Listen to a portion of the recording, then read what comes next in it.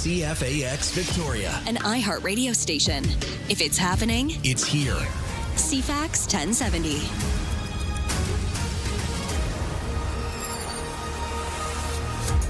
Hello, good morning.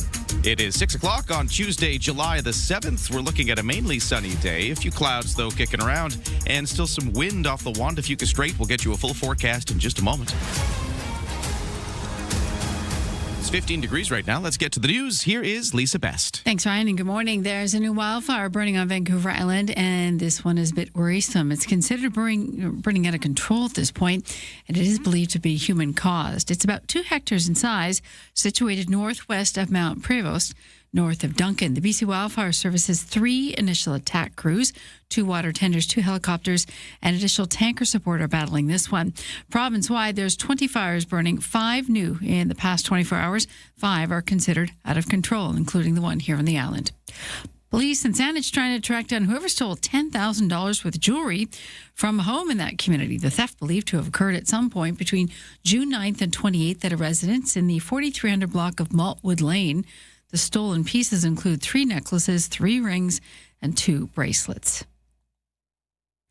The BC government says it's exploring legal options related to the mass shooting in Tumbler Ridge, where 10 people died in February. Attorney General Nikki Sharma is holding a media conference today, but the province didn't provide details about the specific legal options into looking into it. Public Safety Minister Nina Krieger said back in May that the police investigation into the shooting was in its final stages, and a coroner's inquest has been called. The shooting in February left 9 people, including the shooter, dead, so that's 10, who used ChatGPT before the shooting, and ChatGPT now the subject of multiple lawsuits. Prime Minister Mark Carney is in Turkey today, where he's set for a stream of meetings with heads of allied nations. Carney is expected to hold talks with Ukrainian President Vladimir Zelensky and with the leaders of South Korea, Germany, and Norway. That comes on the heels of a major unveiling in Halifax. The German-based submaker TKMS will be the preferred bidder for a fleet of new submarines for the Navy, not South Korea's Hanwha. Countries are expected to announce tens of billions of dollars in military spending around the margins of the summit. NATO Secretary General Mark Rutte says the alliance is angling now to purchase a fleet of Saab Global I jets that are largely manufactured in Canada. Kyle Duggan, The Canadian Press, Ankara. And waters closer to home, corresponding news conference in CFB Esquimalt yesterday. 3 of the 4 current subs are based here of the dozen announced for purchase. Rear Admiral David Patchell, commander of the Maritime Forces Pacific and Joint Task Force Pacific, outlined how things are about to change for Greater Victoria as part of this dozen sub purchase. There are about 6,500 defense team members that work here in British Columbia, public servants and military members, and we'll grow that to about 9,500, including the new civilian workers that we need to maintain and repair our ships. So that's just on the people side, so a significant investment, and that entire training pipeline for our military members. Along with that, new jetties, new ammunition jetty, new housing, new accommodation blocks, new train facilities. So all of that. And we have the footprint we need to build that and a really detailed plan to get there. The whole project expected to cost $100 million. The new jetty will be built in Colwood, so big changes on the way here.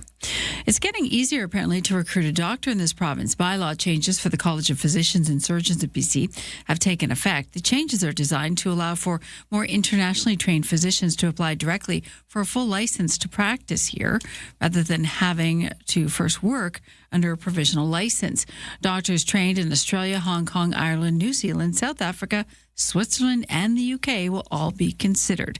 The Ministry of Health says the college is also expanding the BC Physician Integration Program requirement to include internationally trained physicians who are new to independent practice in Canada, including those entering through a new full license pathway.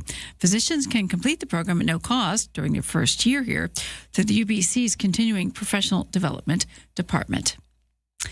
A Canadian comedy is putting the Olympic sport of race walking in the spotlight. Richmond's Evan Dunphy, an Olympic bronze medalist and reigning world champion, coached the cast of Race Walkers, which opens in theaters on Friday. Dunphy says he was fully on board to help when the filmmakers approached him for consultation. I mean, it was so cool. Yeah.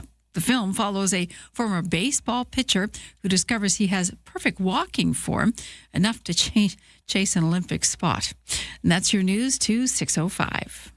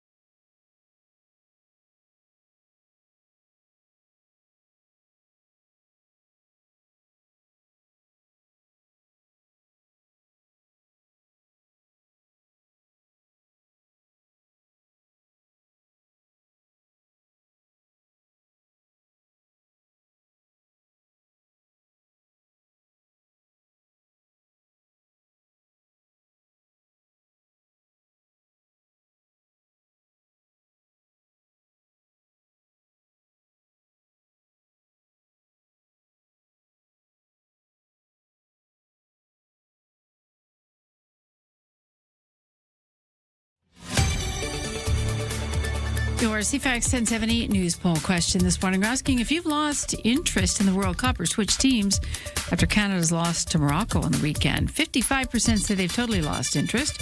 45% are cheering for another team, another bandwagon, and another jersey to wear. You can vote now at CFAX1070.com or in the iHeartRadio app. I'm Lisa Sebastian, News Time 6:06. Thank you, Lisa. Good morning. Welcome to Tuesday. It's mostly sunny today. A few clouds, though. A little windy off the water. A little unsettled, but still quite warm. We got a humidex at 26, so still feeling a little muggy, kind of like yesterday. Although yesterday wasn't so bad. That was beautiful. Yeah, exactly. It was muggy in the right way, if that's a thing. Not getting mugged. It's just the humidity. Yeah, exactly. We'll get the full forecast your way in a moment. But yeah, fairly pleasant today, just a little bit on the unsettled side if you're by the water. Well, let's kick things off here as we get into our sports with our World Cup report. This is your TSN Radio FIFA World Cup 2026 update. I'm John Rodenberg. All three World Cup co-hosts are out as the United States join Mexico and Canada eliminated in the round of 16. Belgium blew out the U.S. 4-1 on Monday, scoring just 9 minutes into the game. And after the U.S. tied it, Belgium scored just a minute later to grab the lead again. Trossard. Oh, that could be a tempting ball in. It's De Ketelaere. Charles de Ketelaere had both the goals, and Belgium added 2 more in the second half for the easy victory. Earlier, Spain advanced when substitute Mikel Merino scored in the 90th minute for a 1-0 win over Portugal. The loss marked the end of Cristiano Ronaldo's international career after a record-tying 6 World Cups. Spain will play Belgium on Friday for a spot in the semi-final. Today, 2 final round of 16 matches. Argentina will take on Egypt, and then at 4 p.m. Eastern, the final game to be played at Vancouver Stadium as Colombia meets Switzerland. You can watch the FIFA World Cup matches on TSN, CTV, Crave, and streaming at tsn.ca. Listen on the TSN Radio Network with all games streaming on the iHeartRadio app. Well, there you go. And real quick, just to look at a local thing. Victoria Harbour Cats are going to begin a series against the Bend Elks tonight, hosting the Elks at Wilson's Group Stadium, Royal Athletic Park. So that kicks off a 3-game series. And the Toronto Blue Jays have lost 3 in a row now, been outscored 25-1 and out-hit 25-7 over this latest skid. So they'll look to right the ship when they play the middle set of a 3-game series against the host San Francisco Giants coming up tonight. That is your CFAX 1070 Sports to 6:09.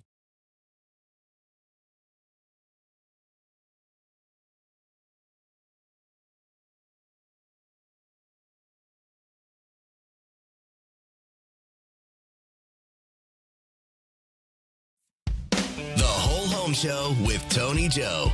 Everyone wants to know about real estate. Is the market going up or down? Time to buy or sell? How can government programs and policies affect you? Hear from local experts on topics like appraisal, inspection, investment, and others on how to maximize your real estate sale. Providing info on everything you needed to know about real estate. The Whole Home Show with Tony Joe. Saturdays at noon on CFAX 1070.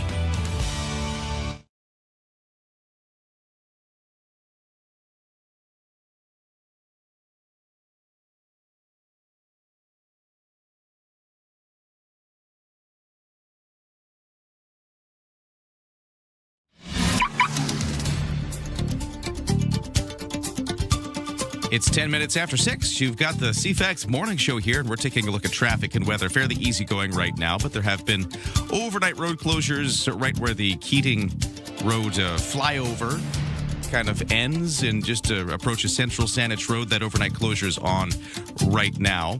And we're actually going to talk about that a little bit. We've got somebody on just into our 7 o'clock hour from the Ministry of Transportation who will be speaking about what's going on there. And just overall that project. We've had the Keating flyover open for some time, but it remains a construction zone. Let's check in with that coming up in about an hour's time. We'll do that. But right now, that overnight closure is still in effect. But otherwise, we're looking pretty good. No crashes, no other problems. Text me at 71010 if you see something causing trouble out there. For BC Ferries, 7 o'clock sailing has no trouble, no sailing waits, and lots of room left from Swartz Bay to Tsawwassen. And for the weather forecast, mainly sunny today, although we will have cloudy periods. And we still have those breezes off the water. We've seen them kind of on and off, but gusts up to 70 kilometers an hour, still blowing into the afternoon off the Juan de Fuca Strait.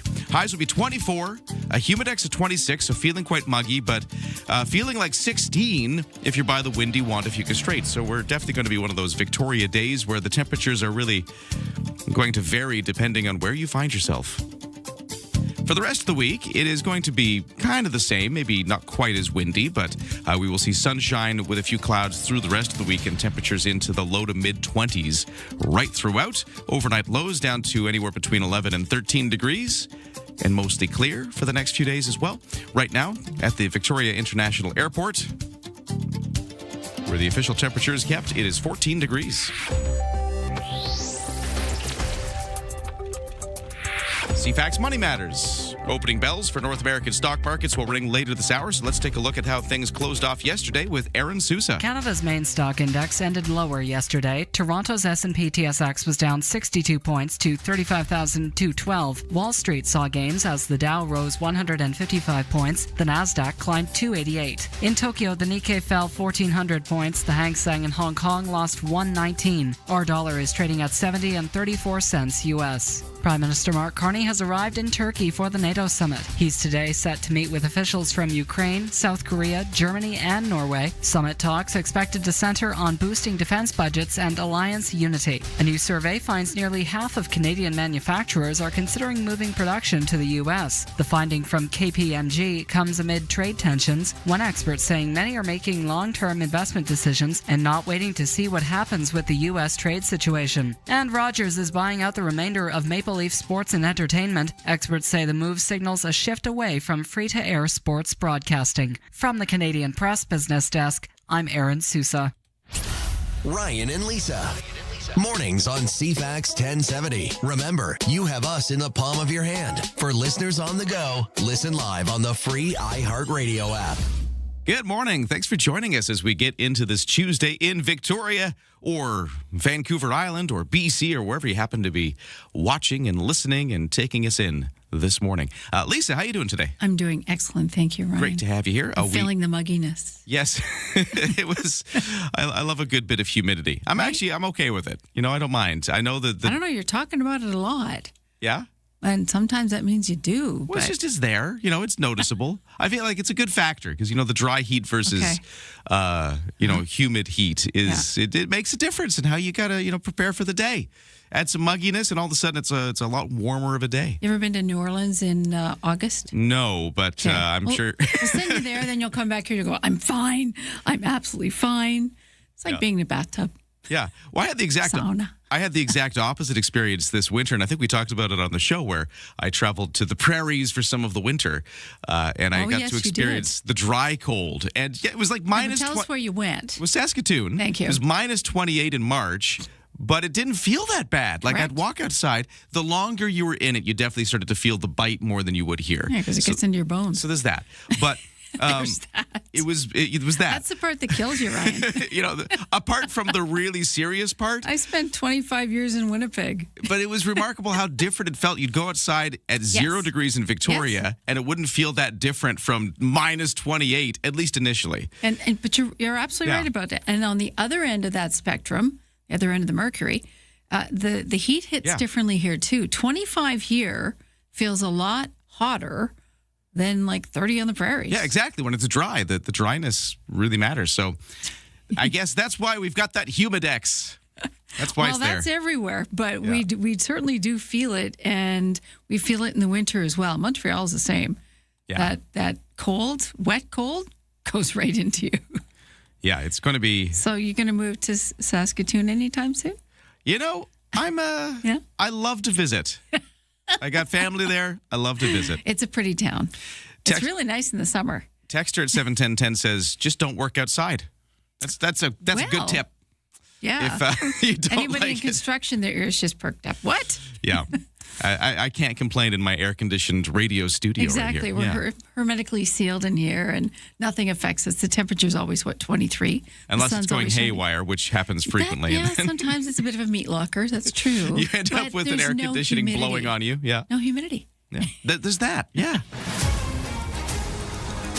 616, what's going on, Lisa? More on that C2 Sky Highway crash that happened on Sunday and locked down traffic for hours. A motorcyclist was killed in that collision, allegedly driving away from an attempted traffic stop. RCMP said the collision happened Sunday afternoon around 5:30 between Squamish and Lions Bay. Officers noticed two speeding motorcycles driving erratically. The Independent Investigations Office is involved because officers attempted to make a traffic stop. The bikes did not stop. One ended up hitting an RV. The rider died at the scene. The highway closed for more than 8 hours. A lot of people stuck in gridlock on that on a busy weekend. A woman missing at a provincial park mid-island is believed to have drowned after reportedly being swept away by strong currents in a river. Port Alberni RCMP say they were called to the Stamp River Provincial Park on Sunday. The swimmer reported missing. Searchers so far have not been able to locate the woman. Crews on scene again yesterday searching. Parts of the park were closed to accommodate for the search effort.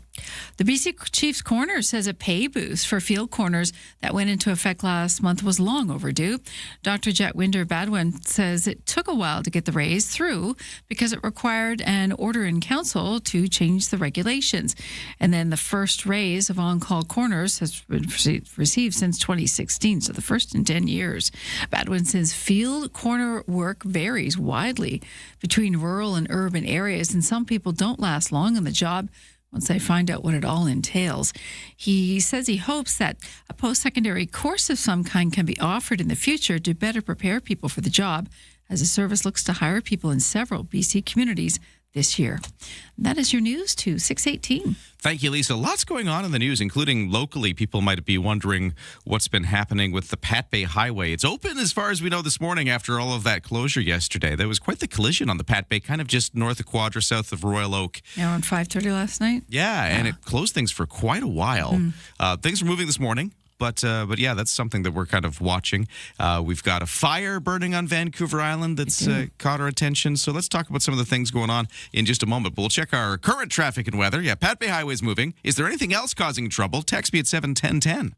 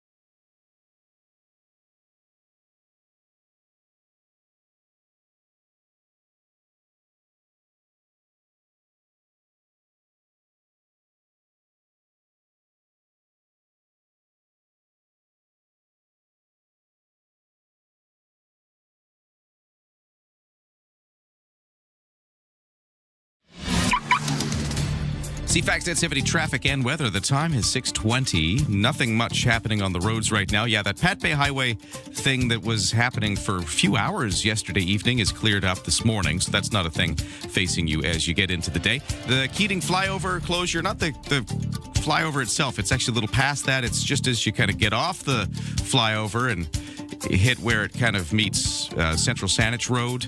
That's where we have a closure still in effect right now. Watch out for that. And for BC Ferries, no sailing waits. For the weather, it's going to be fairly pleasant today, but a bit windy, making it one of those days where you don't really know what to expect depending on where you go. Mostly, it's going to be a mainly sunny day, few clouds, highs of 24, humidex of 26, making it feel a little warmer.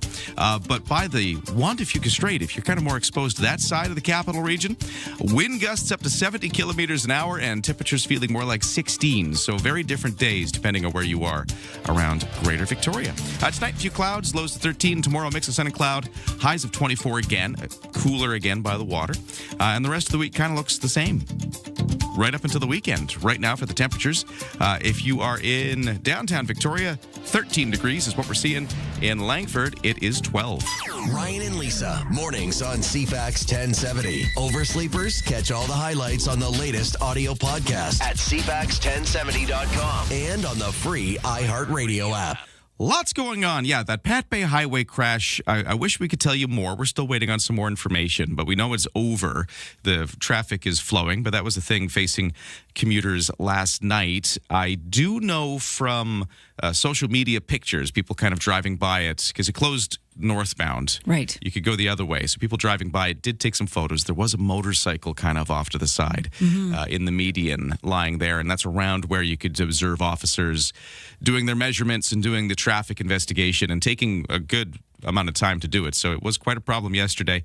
That's what we know so far, and I'm sure later on we'll find out a bit more about what happened. Well, there was people on site were saying that they were seeing ambulances with police escort being rushed to hospitals. So, we do know there's some injuries. We don't know the extent and the extent of the collision. Of course, the cause of it too, with the investigation continuing. But locking it down at a time, always a crucial time. So again, we don't know the reason why, but just watch your speed on the Pat Bay and watch out for others too, because we certainly don't like to see this happen, and it happens quite frequently. Yeah, stay safe out there. I just wanted to address that for anybody kind of getting up and wondering, hey, that was a big thing last night when I drove by. What's it like now? That's the current state of things. Something you might notice if you're driving up Island, this is kind of around Duncan. It's very visible, Mount Prevost. It's just kind of there up on the horizon as you go through North Cowichan and Duncan, and there's a fire burning out of control as we speak. It is about 2 hectares in size as of last check, and the fire crews are currently attacking it with crews and water helicopters and tankers and all of those things. We've all of a sudden got a fire, Lisa. And it's testament to how dry it is outside, how quickly this can spread, because it was just discovered yesterday. Yeah. And boom, it's suddenly considered under control. And, 2 hectares in size can quickly multiply, as we've seen in other parts of BC today, this year. And as we've seen on the island, too, where, it's encroached on communities, it's closed highways. And so it's not close to a major highway, but of course it's our wilderness, and it's on the edge of a park. So hopefully crews can attack it. A lot of times the problems they have is getting to it because of the steep terrain and the vegetation that they're dealing with. And when it's super dry, it can spread faster than you can run. So I know crews with the sun up now, crews will be on it again. And I know they have the ability to attack it overnight as well now too. So fingers crossed we can get a handle on this one. This is our first major fire of the season this year, or I should say of the year, because the wildfire season goes all year round now for us. We'll keep you posted on what happens next and where we're at with the battle on this fire. If you go by the Trans-Canada Highway up near Duncan and you can see it, I'm kind of curious if it's visible or not from that side of things, because I think it's on the other side. It is, yeah. So it's not facing where, Duncan and North Cowichan are, but I wonder if you can see anything. BC Wildfire is usually really good for posting photos of it too, and they don't have any up yet. So that could be another reason why they're sort of all hands on deck. Let's get this figured out. And they usually take the photos of it too, to watch the prevailing winds, to look at to get a better look at it from above, from the ground, from whatever perspective they can attack it from. But we'll keep a watch on it. This morning when I saw the red dot, I was quite surprised, but not surprised based on how dry it is. We have water restrictions mid-island. And it is suspected to be human-caused, so stay safe out there. It's unfortunate. Yeah. That's one of the things they said. Hey, I love it when you join the conversation at 71010. This texter is asking about something I mentioned in the traffic. I just heard you say that the Pat Bay is closed near Keating. Oh, I didn't mean to say that. If I gave that impression, I apologize. That's not what I meant. So it's the Keating flyover. Once you get up the flyover. Yeah. It's not the Pat Bay Highway at all, but you take the exit. As you take the exit, you kind of can't go anywhere. I mean, there is a detour route you can take, but they've closed sort of the end of the flyover for some work there. And we're going to find out more from somebody from the ministry about what's going on with that project coming up in the 7 o'clock hour in about an hour from now. So it's always good to talk about construction. Yeah. Exactly, because we've always got so much of it to sort of sort through. But texture, I apologize if I gave the impression the Pat Bay Highway is closed. In fact, it's not closed because of the Keating thing. It's not closed because of that earlier crash from yesterday, which we were talking about earlier. So sorry if I've given any. It's early, right? And when we're half awake, we hear this and have a double take. We're awake now. Exactly. You know what I have been hearing, though, and we were talking about this at the office yesterday, there is a shortage of some drugs, and I'm talking about like pharmacy drugs, prescription drugs. The Health Canada has noted that there are drug shortages for a number of things. We were even hearing from some colleagues yesterday trying to fill a prescription that a lot of the generic, cheaper drugs were not available. They were out. Only more expensive options were around. This is becoming a thing all of a sudden, eh?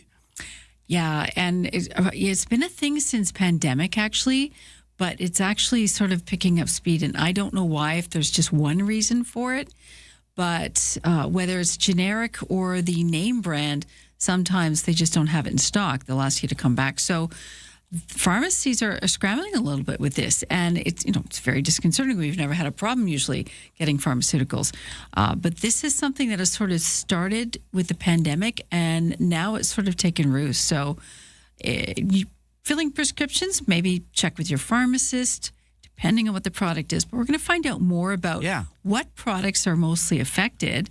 And why the shortage? Is it one reason, or is it a multiple reason? Perfect storm coming together. Because this is something, that makes people panic when the same as hearing that a road is closed. Is wait, I can't get my particular medication. It's not something that we're used to hearing. Right. So there's always options, but pharmacies, not just here, out east as well. I know Ontario is having the same problem. And pharmacists are scrambling to sort of find alternatives for people. Yeah, it's curious. So we're hearing all this. We reached out to a local pharmacist who's be joining us in the 7 o'clock hour as well. So if this is something you've been hearing about, you want to know more. I mean, I don't know much myself. I'm really curious to talk to a local pharmacist about what is the situation when it comes to drugs. What do you need to know about this? Let's find out more. That's all coming up. But right now we should take a break because the 6:30 news is next. Lisa Best with the top stories of the day in just a moment. Listen, and you're there for heart-wrenching knockouts, world's biggest stage, and breathtaking triumph. 2026 FIFA World Cup, the knockout stage. Every match, every moment. Listen on TSN Radio. Join the Globe on the road to the July 19th final. 2026 FIFA World Cup. Stream it all live on TSN Radio. Available on iHeartRadio.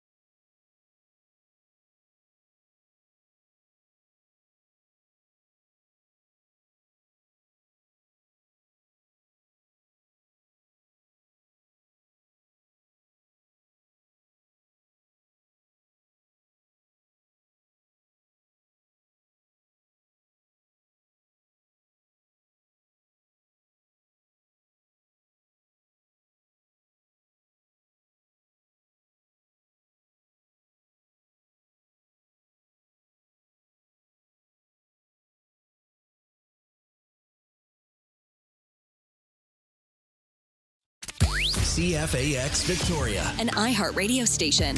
If it's happening, It's here. CFAX 1070. Good morning at 6:31 on Tuesday, July 7th. A fairly decent day, kind of like yesterday, in fact. But watch for those winds off the Wantafuka Strait, making it feel a little cooler. We'll get you the full forecast in just a moment. Right now, the news begins, and here is Lisa Best. Good morning, Ryan. Things got out of hand in a Walmart parking lot in Langford over the weekend. West Shore CMP learned of a group of kids riding e-dirt bikes performing stunts in the parking lot. During the incident, one of the teens apparently pulled out bear spray and a knife, threatening a victim, demanding they hand over their belongings or get sprayed. Police were able to locate the group, but then they fled a traffic stop. One suspect abandoned their ride near Bear Mountain and fled on foot into a wooded area. A K-9 unit was brought in to track down that teen. Police are working now to identify and locate the remaining suspects involved in this robbery. Shawnigan Lake RCMP are looking for a vehicle involved in hit and run that happened on June 24th. A woman hit by a vehicle in the 2700 block of Shawnigan Lake Road while she was walking northbound on the shoulder of the road. Happened 4:30 in the afternoon. The woman was taken to hospital. She has luckily only non-life-threatening injuries.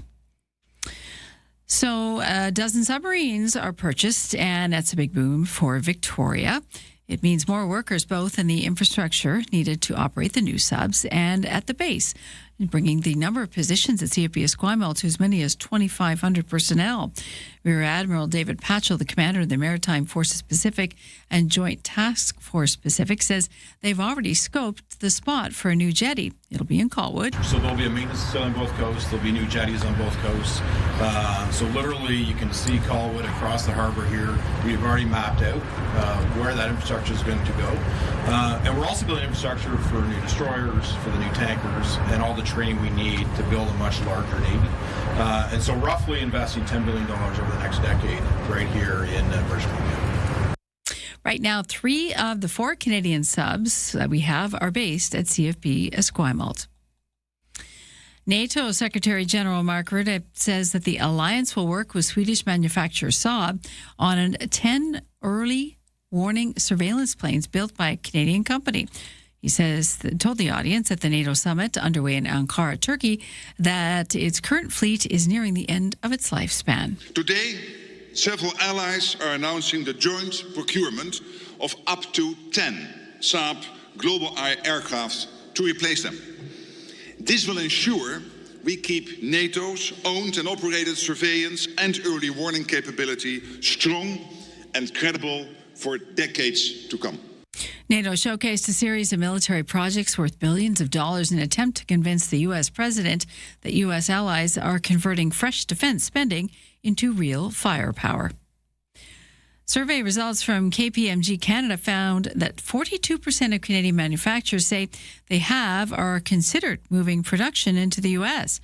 Amika Gadi, the national director of industrial markets at that company, says the issues go beyond the current trade situation. Some of the key factors that that companies have cited are more certainty around interprovincial trade barriers. They need more tariff certainty. They want to see lower corporate taxes. They want better access to capital and cheaper energy. The survey also found that 57% of manufacturing firms have paused, reduced, or canceled capital investment projects. And another option to grow your green thumb, the Victoria Seed Library officially opens on Friday, launching with free vegetable, herb, flower, and pollinator-friendly seeds. To celebrate the launch, Life Cycles Project Society will be hosting an information table at the Greater Victoria Public Library's Central Branch from 11 till 1 on Saturday, giving you a chance to learn more about the program, ask your growing questions, and, of course, take out seeds. That's your news to 6:35.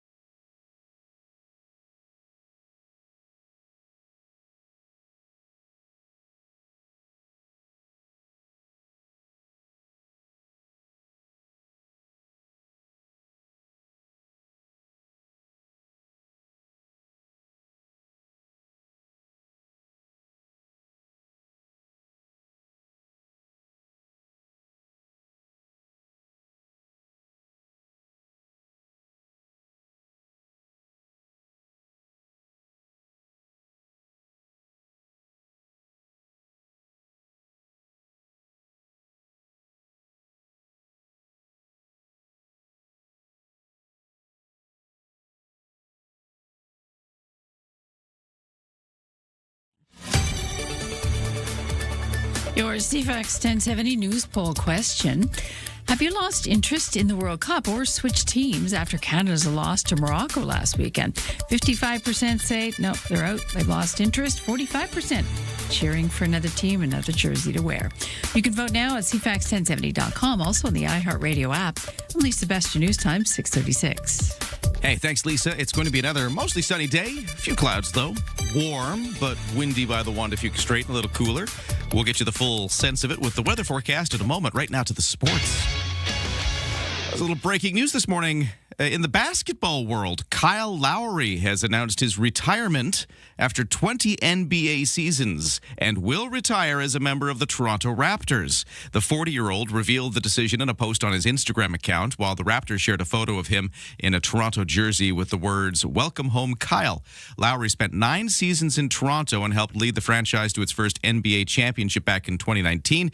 He also has had stops with the Memphis Grizzlies, Houston Rockets, Miami Heat, and Philadelphia 76ers. Lowry earned all 6 of his All-Star selections with the Raptors and ranks among the team's all-time leaders in games, assists, steals, three-pointers. The Raptors will be holding a news conference later today with Lowry and the general manager to formally mark his retirement. So that's the news out of the basketball world today. What else is going on? Well, the Victoria Harbour Cats baseball team will host the Bend Elks tonight. They're kicking off a 3-game series. They were off yesterday after being swept by Kelowna over the weekend. Victoria Harbour Cats back at the Royal Athletic Park, Wilson's Group Stadium. The Blue Jays will be taking on the San Francisco Giants again. They're in the middle of a set, lost yesterday. The final 2 round of 16 games are scheduled for today at the World Cup of Soccer, and it is the end of the World Cup for Vancouver as a host city. This is the last one. BC Place preparing to host Switzerland and Colombia. They're squaring off. Also, Argentina will play Egypt in Atlanta in the other match. But yeah, that Vancouver one, a little bittersweet, as you know, Team Canada might be out, but Canada as a host city is still going one more time tonight, and then it's over for us as hosts. Today's winners advance to Saturday's quarterfinal showdowns in Kansas City. Last night at the World Cup, the United States' hopes for a deep World Cup run ended when we saw the Belgium team expose the American defensive liabilities in a 4-1 win that earned a quarter-final berth. So Belgium will play Spain on Friday in Los Angeles in the final 8. Spain beat Portugal 1-0 earlier in the day in a game that ended Cristiano Ronaldo's time at the World Cup. And real quick, Wimbledon, 3-seeded Felix Auger-Aliassime of Montreal will face 7th-seeded Novak Djokovic of Serbia in men's singles quarterfinal action today at Wimbledon. Djokovic has won 24 Grand Slam championships, including 7 at Wimbledon.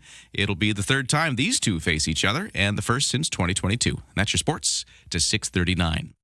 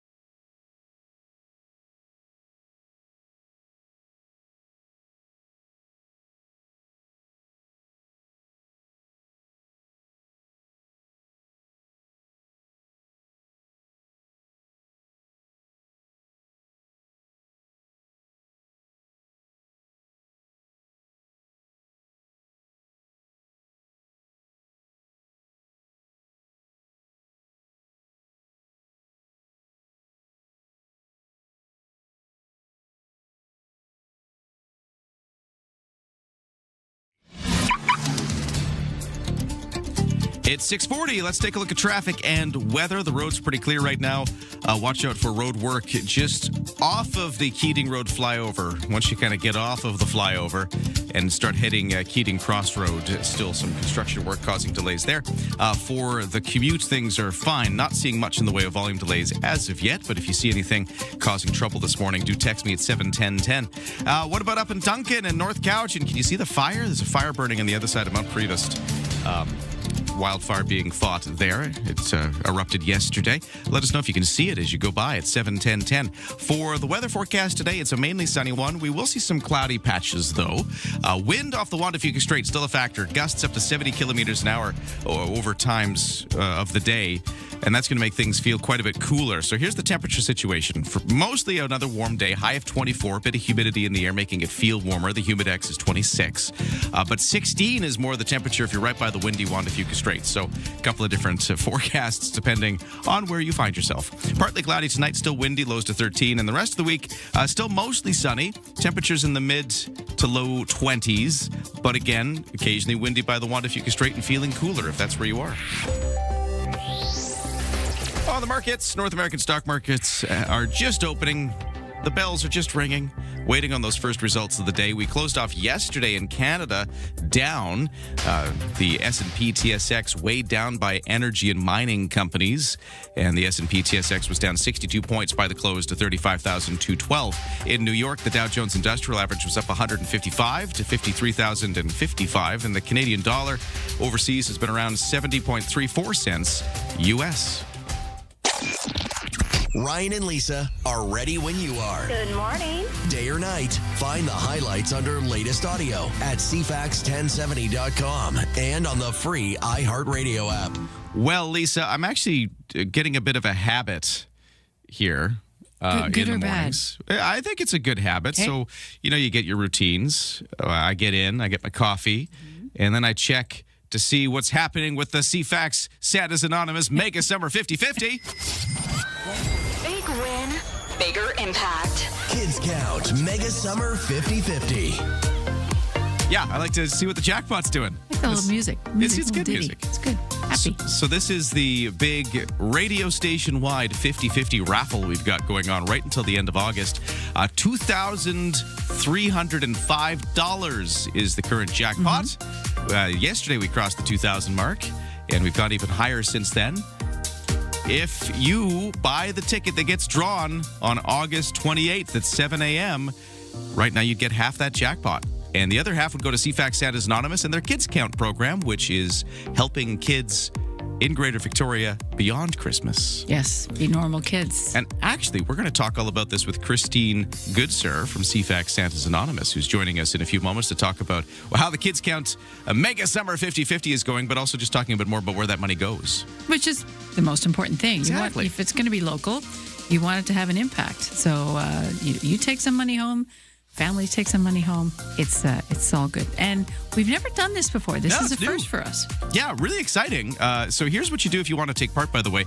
Go to either CFAX1070.com or you can go to CFAXSantas.com and you'll see the big button right there, which is the Mega Summer 50/50. You click on that, you go online, and you order your tickets that way. We don't have a bucket we're walking around the baseball game here or the hockey arena. We've got a website. Imaginary one. Yeah, imaginary bucket. Single ticket for 10, 5-pack for 25, 20 tickets for 50. So you kind of get a deal if you buy more. And let's see if we can make that jackpot go a little higher today. Nice. Currently 2,305.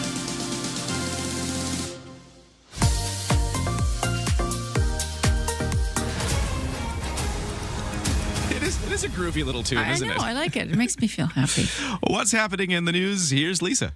BC government, it's a little late to the party on this one, I think, but extending the time period for Vancouver businesses to be able to keep patios open beyond the FIFA World Cup tournament. The Ministry of Agriculture and Food says those with temporary summer patios for the soccer tournament can now apply to keep them open through the summer. Those approved for the extension will be able to continue operating the patios until September 6th. The move comes days after the City of Vancouver announced it's also keeping its Granville Street pedestrian zone open through the summer months after the area initially opened for festivities linked to the World Cup. Of course, as you know, there is one more game to come in Vancouver for the World Cup, and that happens coming up between, help me here, Ryan, we got Morocco and we've got Colombia. No, it's Colombia. What are we talking about tonight? Yeah. Oh, tonight, Switzerland, Colombia. Thank you, Switzerland. I couldn't think of the other team. So, yes, so that's happening. A survey by KPMG Canada shows 42% of Canadian manufacturing companies are considering moving production to the U.S. 77% of those thinking about relocating expect to make the transition within the next 2 years. KPMG Canada partner Mika Gadia says that the issues go beyond the current trade situation, with Canada needing to create a competitive environment for manufacturers to grow. The survey comes after the U.S. said last week it's not renewing CUSMA, and at least not in its current form. BC Hydro is offering you the chance to get free smart thermostats. It's part of the Power 2.0 energy conservation plan. The registration begins this week. Thermostats from 2 Canadian companies will start arriving in the fall. The devices will come pre-enrolled with BC Hydro's Peak Saver program, so hopefully saving you money as well. And that is your headline news to 646. We'll talk more about the raffle, our 50-50 for kids count. We'll talk more, too, about how the money helps out children in Greater Victoria through CFAX Santa's Anonymous, because Christine Goodsir, Executive Director, is joining us in just a moment. We'll also check the traffic and weather. If you see anything out there causing trouble, do text us at 71010 or just give us a sense of how the commute's going for you. If you can do it hands-free and safely. That's all next. From CFAX 1070. Here's what's happening around the island. Broadway Victoria presents Kinky Boots, coming to Royal Theatre from July 7th through 12th. Get your tickets at rmts.bc.ca.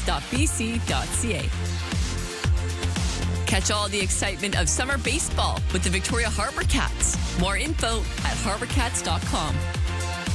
Get more event info at CFAX1070.com. If it's happening, it's here. CFAX 1070.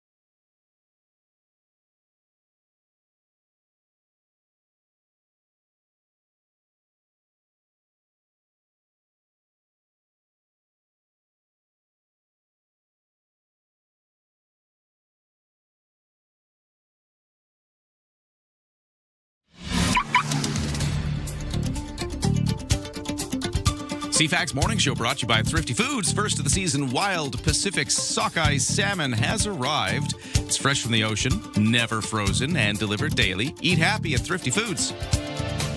Let's take a look at your traffic and weather. Let us know if you see anything out there, because right now it's been pretty easy going. No crashes. We did have that crash yesterday that closed the Pat Bay Highway between kind of Royal Oak and Quadra. That stretch northbound closed for hours last night. It is not a thing this morning. The scene is clear if you are commuting.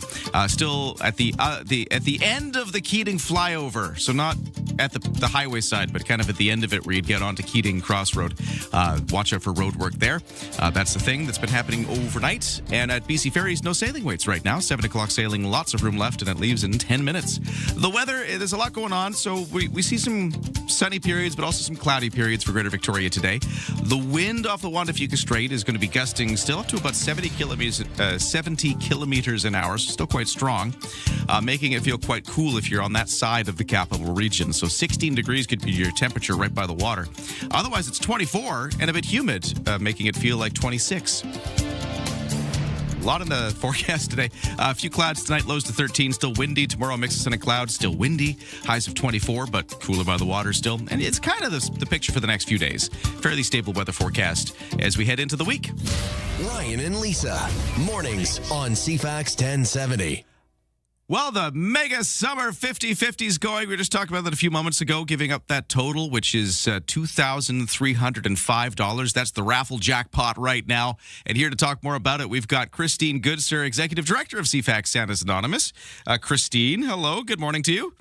Good morning. How are you and Lisa? Well, good morning. We are actually both enjoying the fact that not only do we have a 50-50 raffle on the radio station for the first time ever with the Kids Count Mega Summer 50-50. We've got a theme song. Big win, bigger impact. Kids Count Mega Summer 50-50. I'm just enjoying the theme song a lot, Christine, this morning. That's where I'm at. I love it. Yay. All right. Now I'm in the right mood to talk about this. There we go. Me too. So we've been talking about this. Oh, actually, as we've been speaking, it just went up a few dollars. It's now $2,355. Oh, okay. Oh, wow. Look at that. It's happening live in front of us. It's just so wonderful. I mean, what a way to get together and make a difference right now. I love that. I loved hearing the money. Yeah, it's even better than the theme song, right? Yeah, because sitting in our seats, we're the ones that are sitting here thinking, oh, my goodness, everybody who plays with this game, this 50-50, is helping. And that's just what we need. We need it so badly in our community. And, I just can't believe that we're having to say that we need food for kids. Yeah. But we do. I mean, and that's, you don't want to be Debbie Downer about it all the time, but you really feel like it sometimes because you can see how much need there is. And so this is about feeding kids breakfast foods. So let's do that. I mean, how hard is it to maybe give up a special coffee today and maybe walk away with enough coffee for your whole office for a year? Yeah, that's actually a good point. So the way we don't be Debbie Downers is to be very specific about where the money goes, because you have specific organizations that you help. So can you name names and give us details? Absolutely. I mean, when we're just talking about food, our funding committee gets together and honestly, we attack the need all year long. But Backpack Buddies, we're going to be making sure that kids have food to go home on the weekends.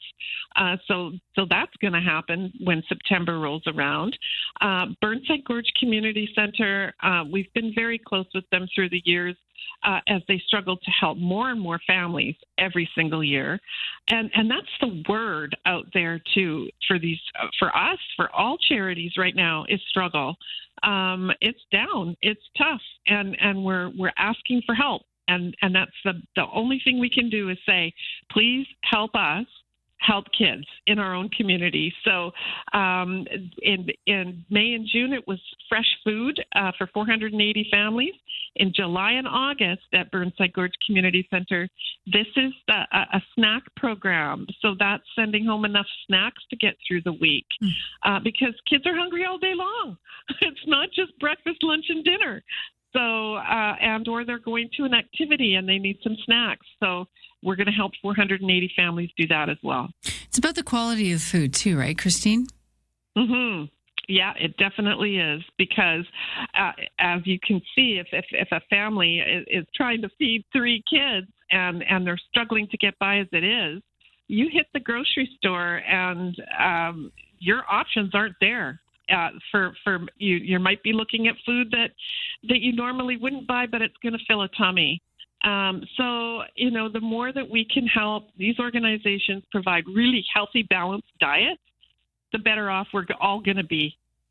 Yeah, we know we've had studies recently come across a news desk about how many families are just bypassing the produce section because they just can't do it.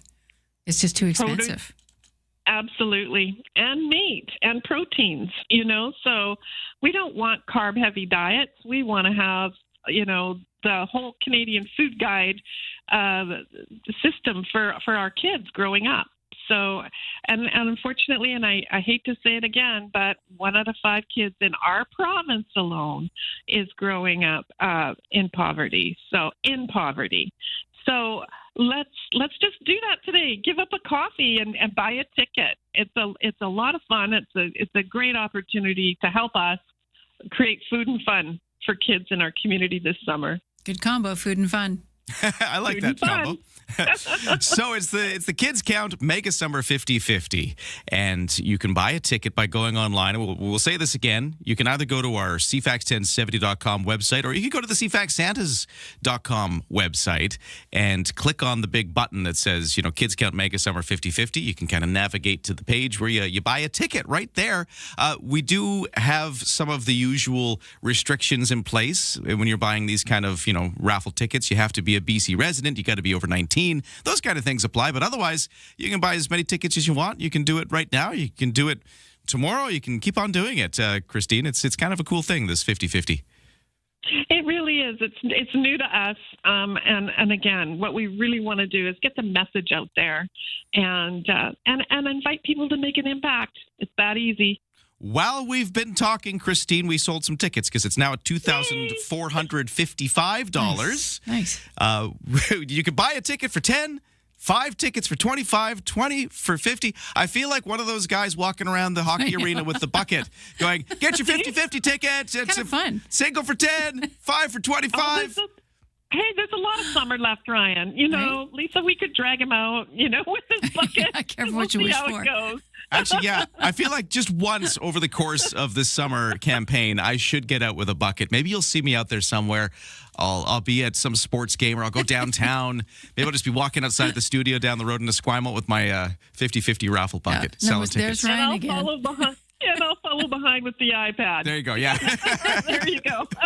Christine Goodsir, Executive Director of CFAX Santas Anonymous. There you go. The 50/50 is on now. It's the big draw on the 28th of August, which seems like a long time, but it's going to fly by. Don't wait. Go check it out. Christine, we'll talk again soon. Take care. Thanks. Thank you. Ooh, that's a lot of fun. And I love the fact that the totals have been going up as we've been speaking. Yeah, it's nice to see the number keep changing in real time. Yeah. And so I've got to post it in the CTP headlines for you if you want to keep track. You can buy for yourself, you can buy for family. And this number where we're at now, which is at 24 and change, 2,400 and change, we're just going to keep going up from that. So the more you win, the more we win. Everybody wins, especially families locally. So many important things to talk about coming up in the next hour. We're going to talk about what's happening with the Keating flyover. There's some of that road work which is going on overnight. So what's the status of that project? Also, we're hearing about a drug shortage in Canada at the pharmacy. How is that affecting things locally? What do you need to know? We're going to talk to a local pharmacist. That's next hour. And what does Canada's submarine purchase? The German subs are the ones we've selected. It's going to mean a lot locally, too, with new infrastructure being built at CFB Esquimalt on the Colwood side. We were learning that yesterday. So many things to cover important to you right here in Victoria. Stay with us in the next hour.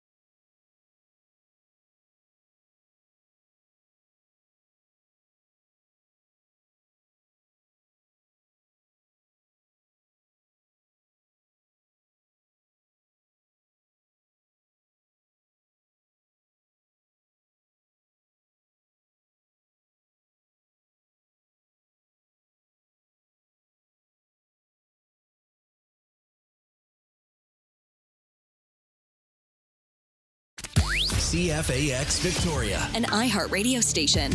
If it's happening, It's here. CFAX 1070.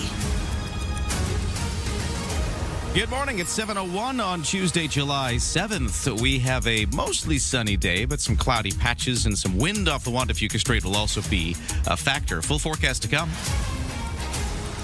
Right now, the news begins, and here is Lisa Best. One new wildfire of note on Vancouver Island. This one is considered burning out of control at this point, and it's believed to have been human caused. It's about 2 hectares in size, situated northwest of Mount Prevost, north of Duncan. BC Wildfire Service say they have 3 initial attack crews attending to this, as well as 2 water tenders, 2 choppers in the air, and additional tanker support doing battle. Province-wide, there's 20 fires burning, 5 new fires in the past 24 hours. 5 of those are considered out of control. One of those here, mid-island on Vancouver Island. If you see it or see any smoke, that's what we're dealing with.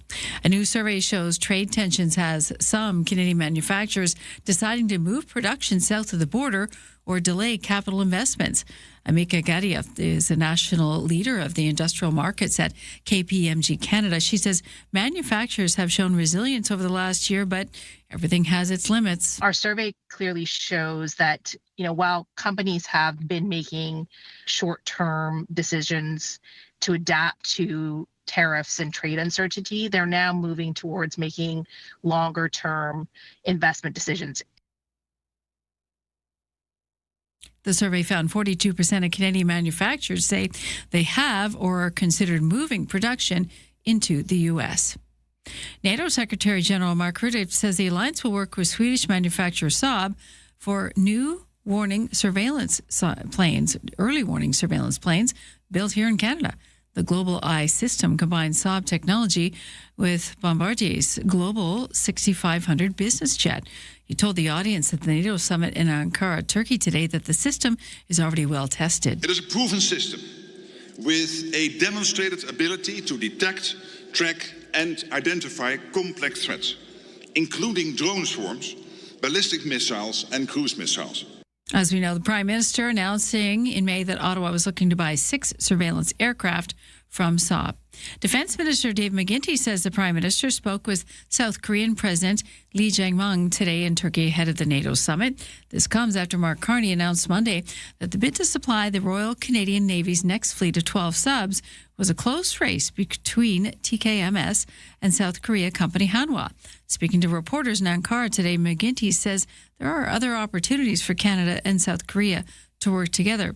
It's not going to be this project. Well, I know in the Polish case, in fact, the decision was made by Poland through its defense industrial strategy to strike an IP deal with South Korea and get the intellectual property from Korea and manufacture on Polish soil. That's a decision they made. That's not a decision that we've made in our defense industrial strategy. There is lots of opportunity for Canada to cooperate with Korea going forward. We'll see how this evolves in due course. Now, as we know, 3 of the 4 current subs are based here, 12 new subs coming to Canada from a German company. It was also announced to CFB Esquimalt yesterday that a new jetty and submarine maintenance facility will be built in Colwood. The Navy is expecting to spend about $10 billion in the region over the next decade. It's also staffing up to operate about 1,000 positions required. The local base expected to go to about 2,500 staff in total once this is done. Esquimalt Mayor Barb Desjardins says the entire region is going to benefit. This is fantastic news, always. The township and CFB Esquimalt, we have a very good relationship, close relationship. And we realize the benefit both to both of our communities, but also to the region on this kind of spending for military improvements. And that is your news to 7:05. The Whole Home Show with Tony Joe. Everyone wants to know about real estate. Is the market going up or down? Time to buy or sell? How can government programs and policies affect you? Hear from local experts on topics like appraisal, inspection, investment, and others on how to maximize your real estate sale. Providing info on everything you needed to know about real estate. The Whole Home Show with Tony Joe. Saturdays at noon on CFAX 1070.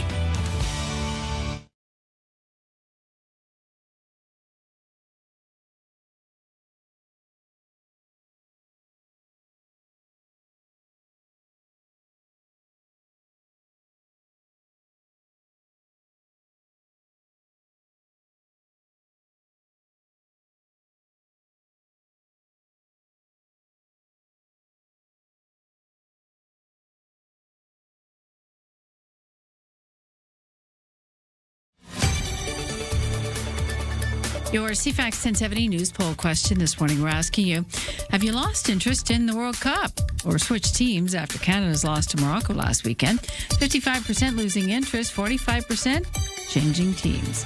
You can vote now at CFAX1070.com, also on the iHeartRadio app. I'm Lisa Best, your news time, 7:06. Love it. Yeah, I've hitched my bandwagon to England. Okay. That's where I'm going. Yeah. Although, it's weird. I've still been watching so many of these games, maybe more than I expected. I don't know if it's because Vancouver and Toronto, Canadian cities are hosting. That's part of it. Or if it's just the fact that the games are on during the day. You can have them on at the office. I don't know what it is. Something about this World Cup is making me watch it more than ever, even though Canada's out. And are you finding a love for the beautiful game? Kind of. Yeah, that's what it is. And Vancouver, by the way, gets to play host one last time. BC Place Stadium will be seeing one last of these soccer matches in the World Cup. So let's talk about that in sports here.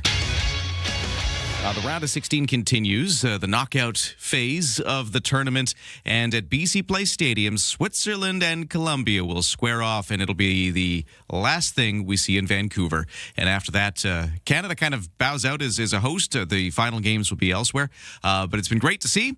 Today's winners will advance to Saturday's quarterfinal showdown in Kansas City. The other game, by the way, is Argentina playing Egypt. So we're going to see Messi out there. Big games today. Last night, the United States bowed out. So Canada knocked out. Mexico was knocked out by England back on Sunday. And now the United States, the third of the host countries, knocked out. This happened yesterday at the hands of Belgium, who had a 4-1 win over the U.S. Spain also beat Portugal, and Cristiano Ronaldo is out after Spain's 1-0 win earlier in the day yesterday. Okay, local sports. Texter at 71010 says, "Hey, Ryan and Lisa, I was wondering if you could mention the Junior A Shamrocks." I sure can, because they're hosting the Nanaimo Timbermen this evening at the Q Center. Game time is 7 o'clock. Thanks so much, Texter, at 71010 for letting us know. Victoria Harbour Cats in baseball will host the Bend Elks tonight. It kicks off a 3-game series. And for the basketball world, the big news out of that this morning, Kyle Lowry has announced his retirement after 20 NBA seasons and will retire as a member of the Toronto Raptors. The 40-year-old revealed the decision in a post on Instagram, and then the Raptors shared a photo of him in a Toronto jersey with the words, "Welcome home, Kyle." So that was taking place today. We also have some Canucks news off the ice. Jamie Oleksiak says the opportunity to sign with the Canucks was too good to pass up. The veteran defenseman signed a 2-year, $10 million U.S. deal to play in Vancouver. And he says he brings a veteran presence to the rebuilding team. Coming in now, I'm a little bit more of a veteran player, I guess, and I've been around the league for a while, and I can kind of bring my experiences to the team and just show up every day with a good work ethic and try and help set the standard and work with some of these young players and the veteran guys they also brought in as well. Oleksiak spent the last 5 seasons with the Seattle Kraken and put up 15 points with 5 goals last season. There's your sports. It's 7:10.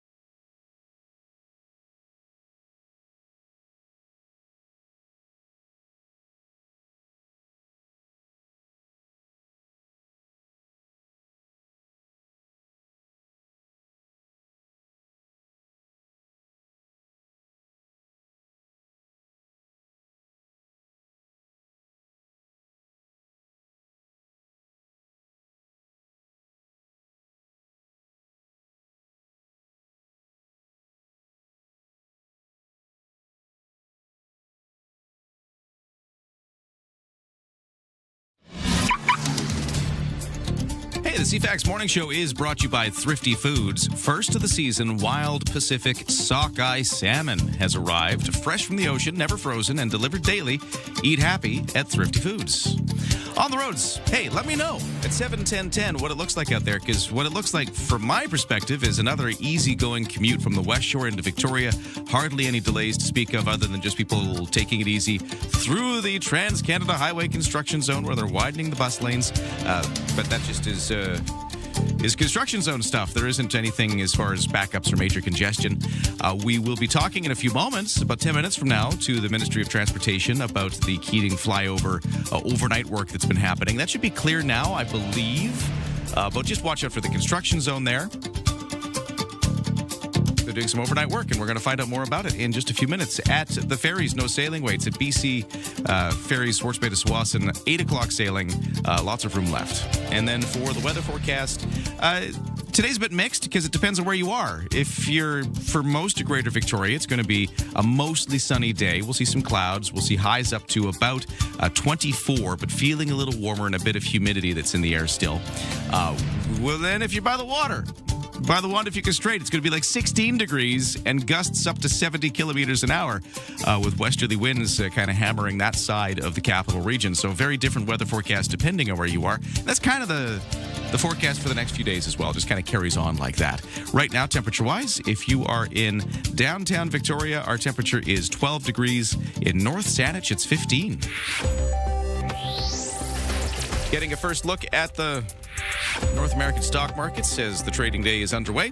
In Toronto, S&P TSX has rebounded about 121 points after some losses yesterday.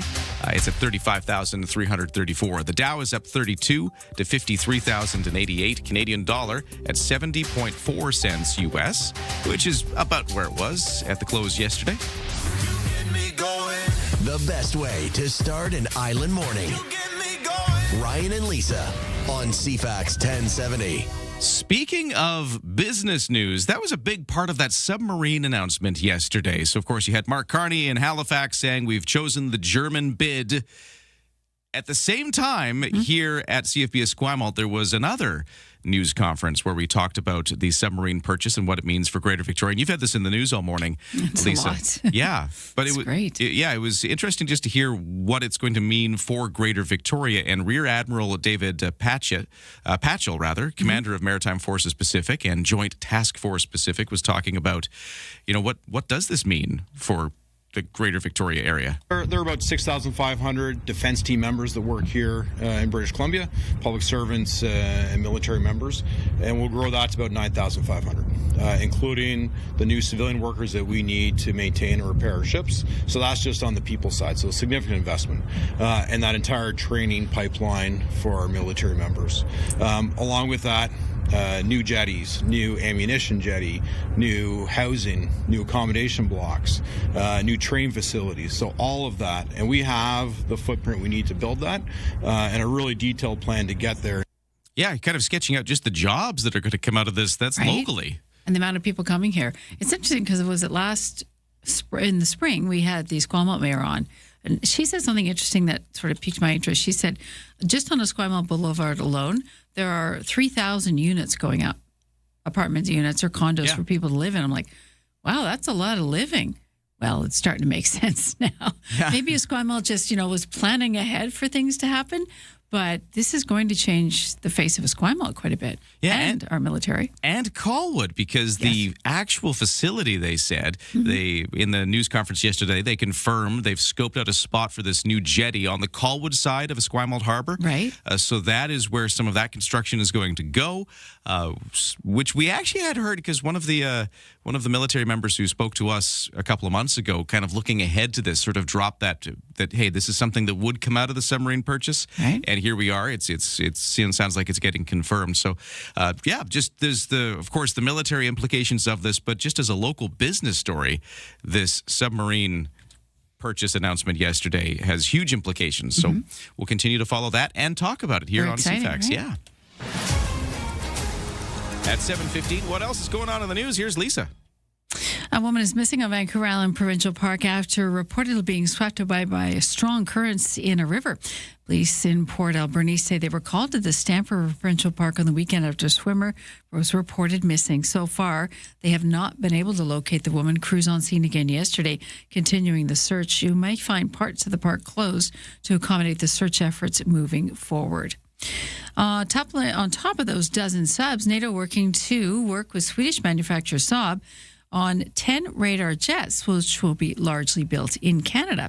NATO Secretary General says its current fleet will be replaced by the Global Eye system, which is nearing the end of its lifespan. The president and CEO of Saab says the company is confident that Global Eye is the right choice for the alliance.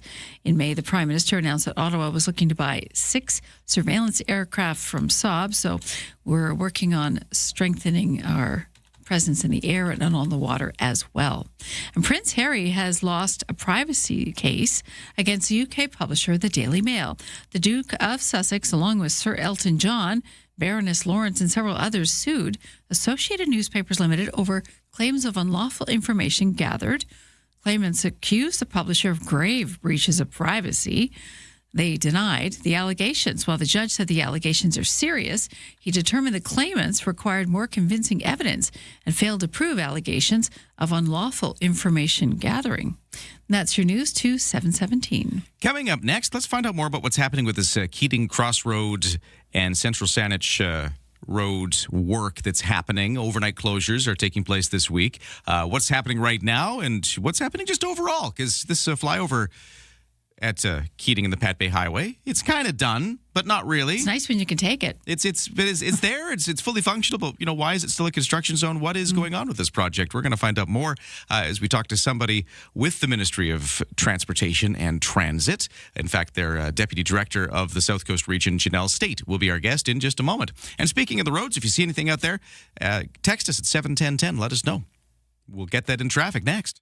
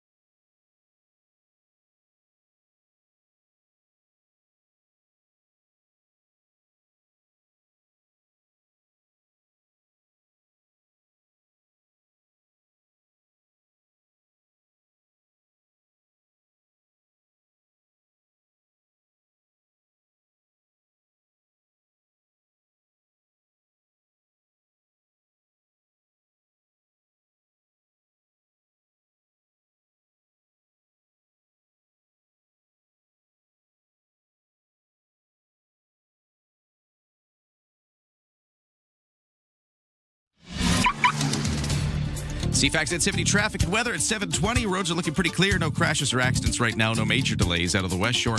And just in case anybody's tuning in wondering about the Pat Bay Highway yesterday between Royal Oak and Quadra, where there was that collision, looked like involving a motorcycle, and a big investigation that followed by Saanich Police. It's all open and flowing now. This was a yesterday evening thing.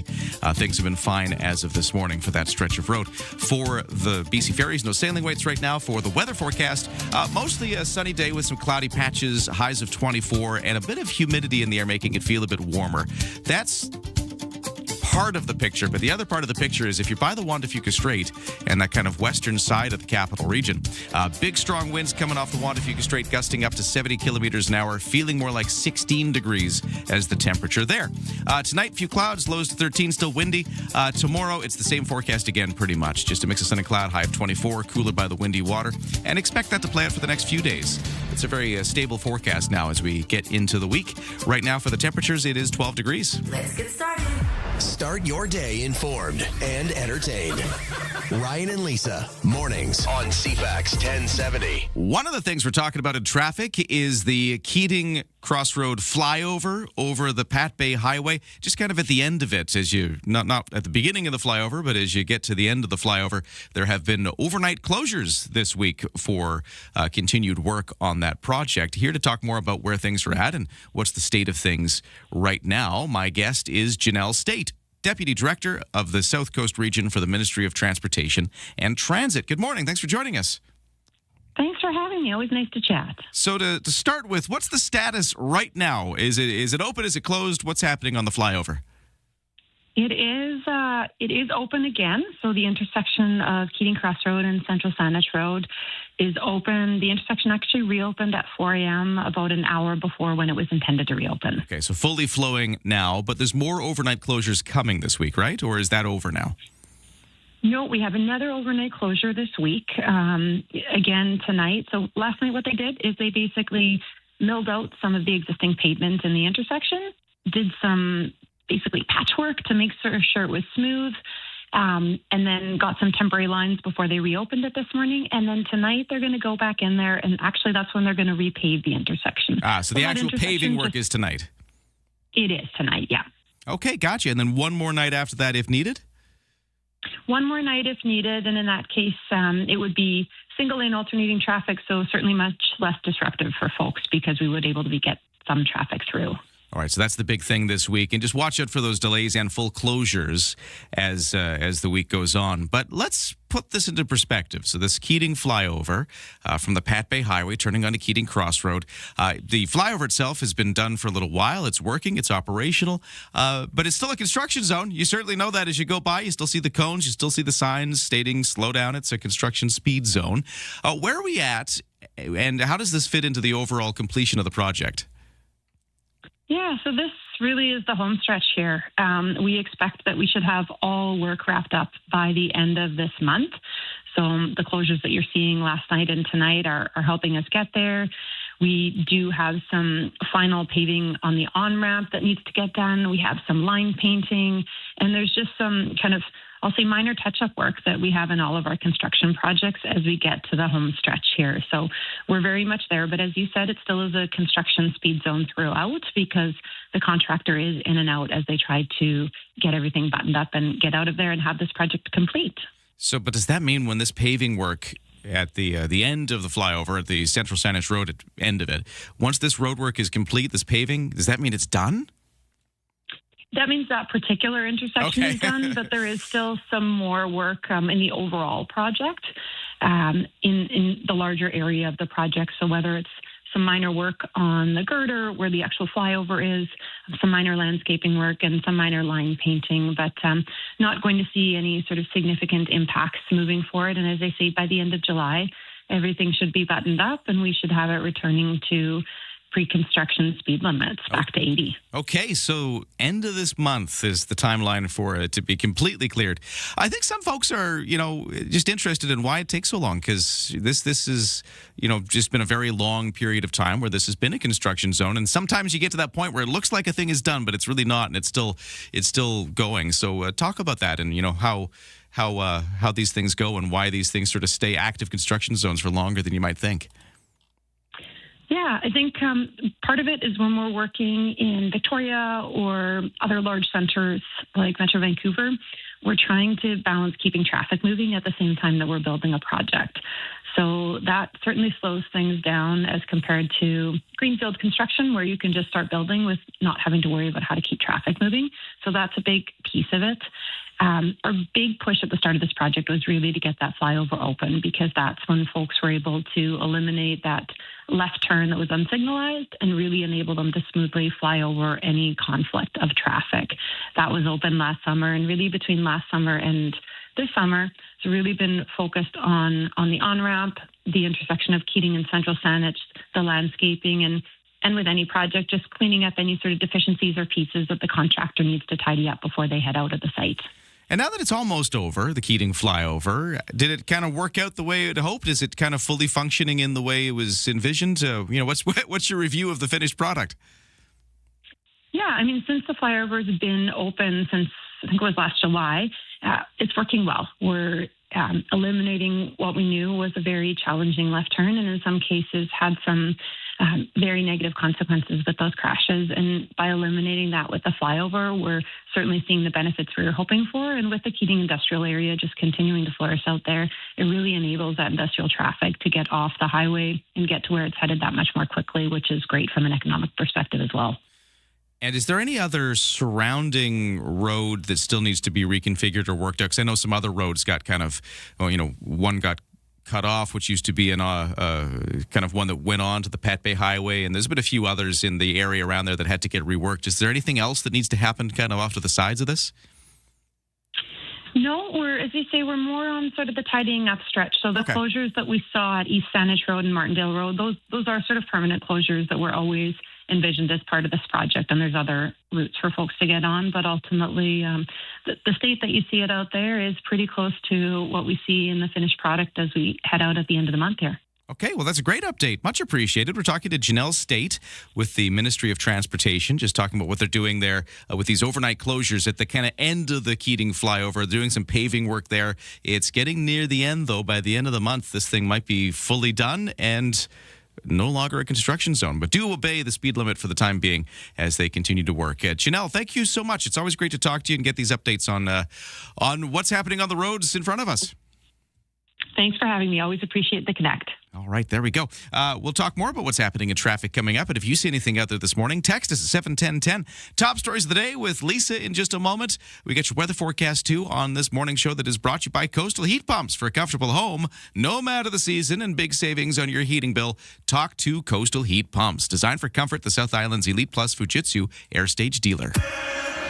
Listen, and you're there for heart-wrenching knockouts. World's biggest stage. And breathtaking triumph.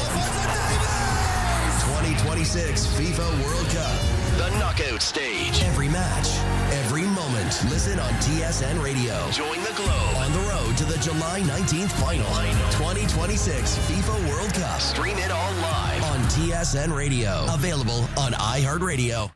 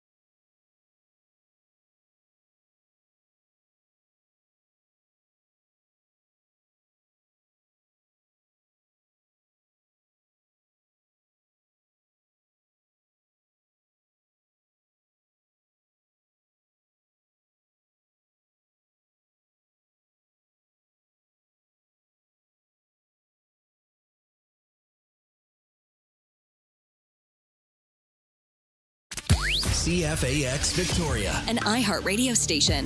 If it's happening, it's here. CFAX 1070.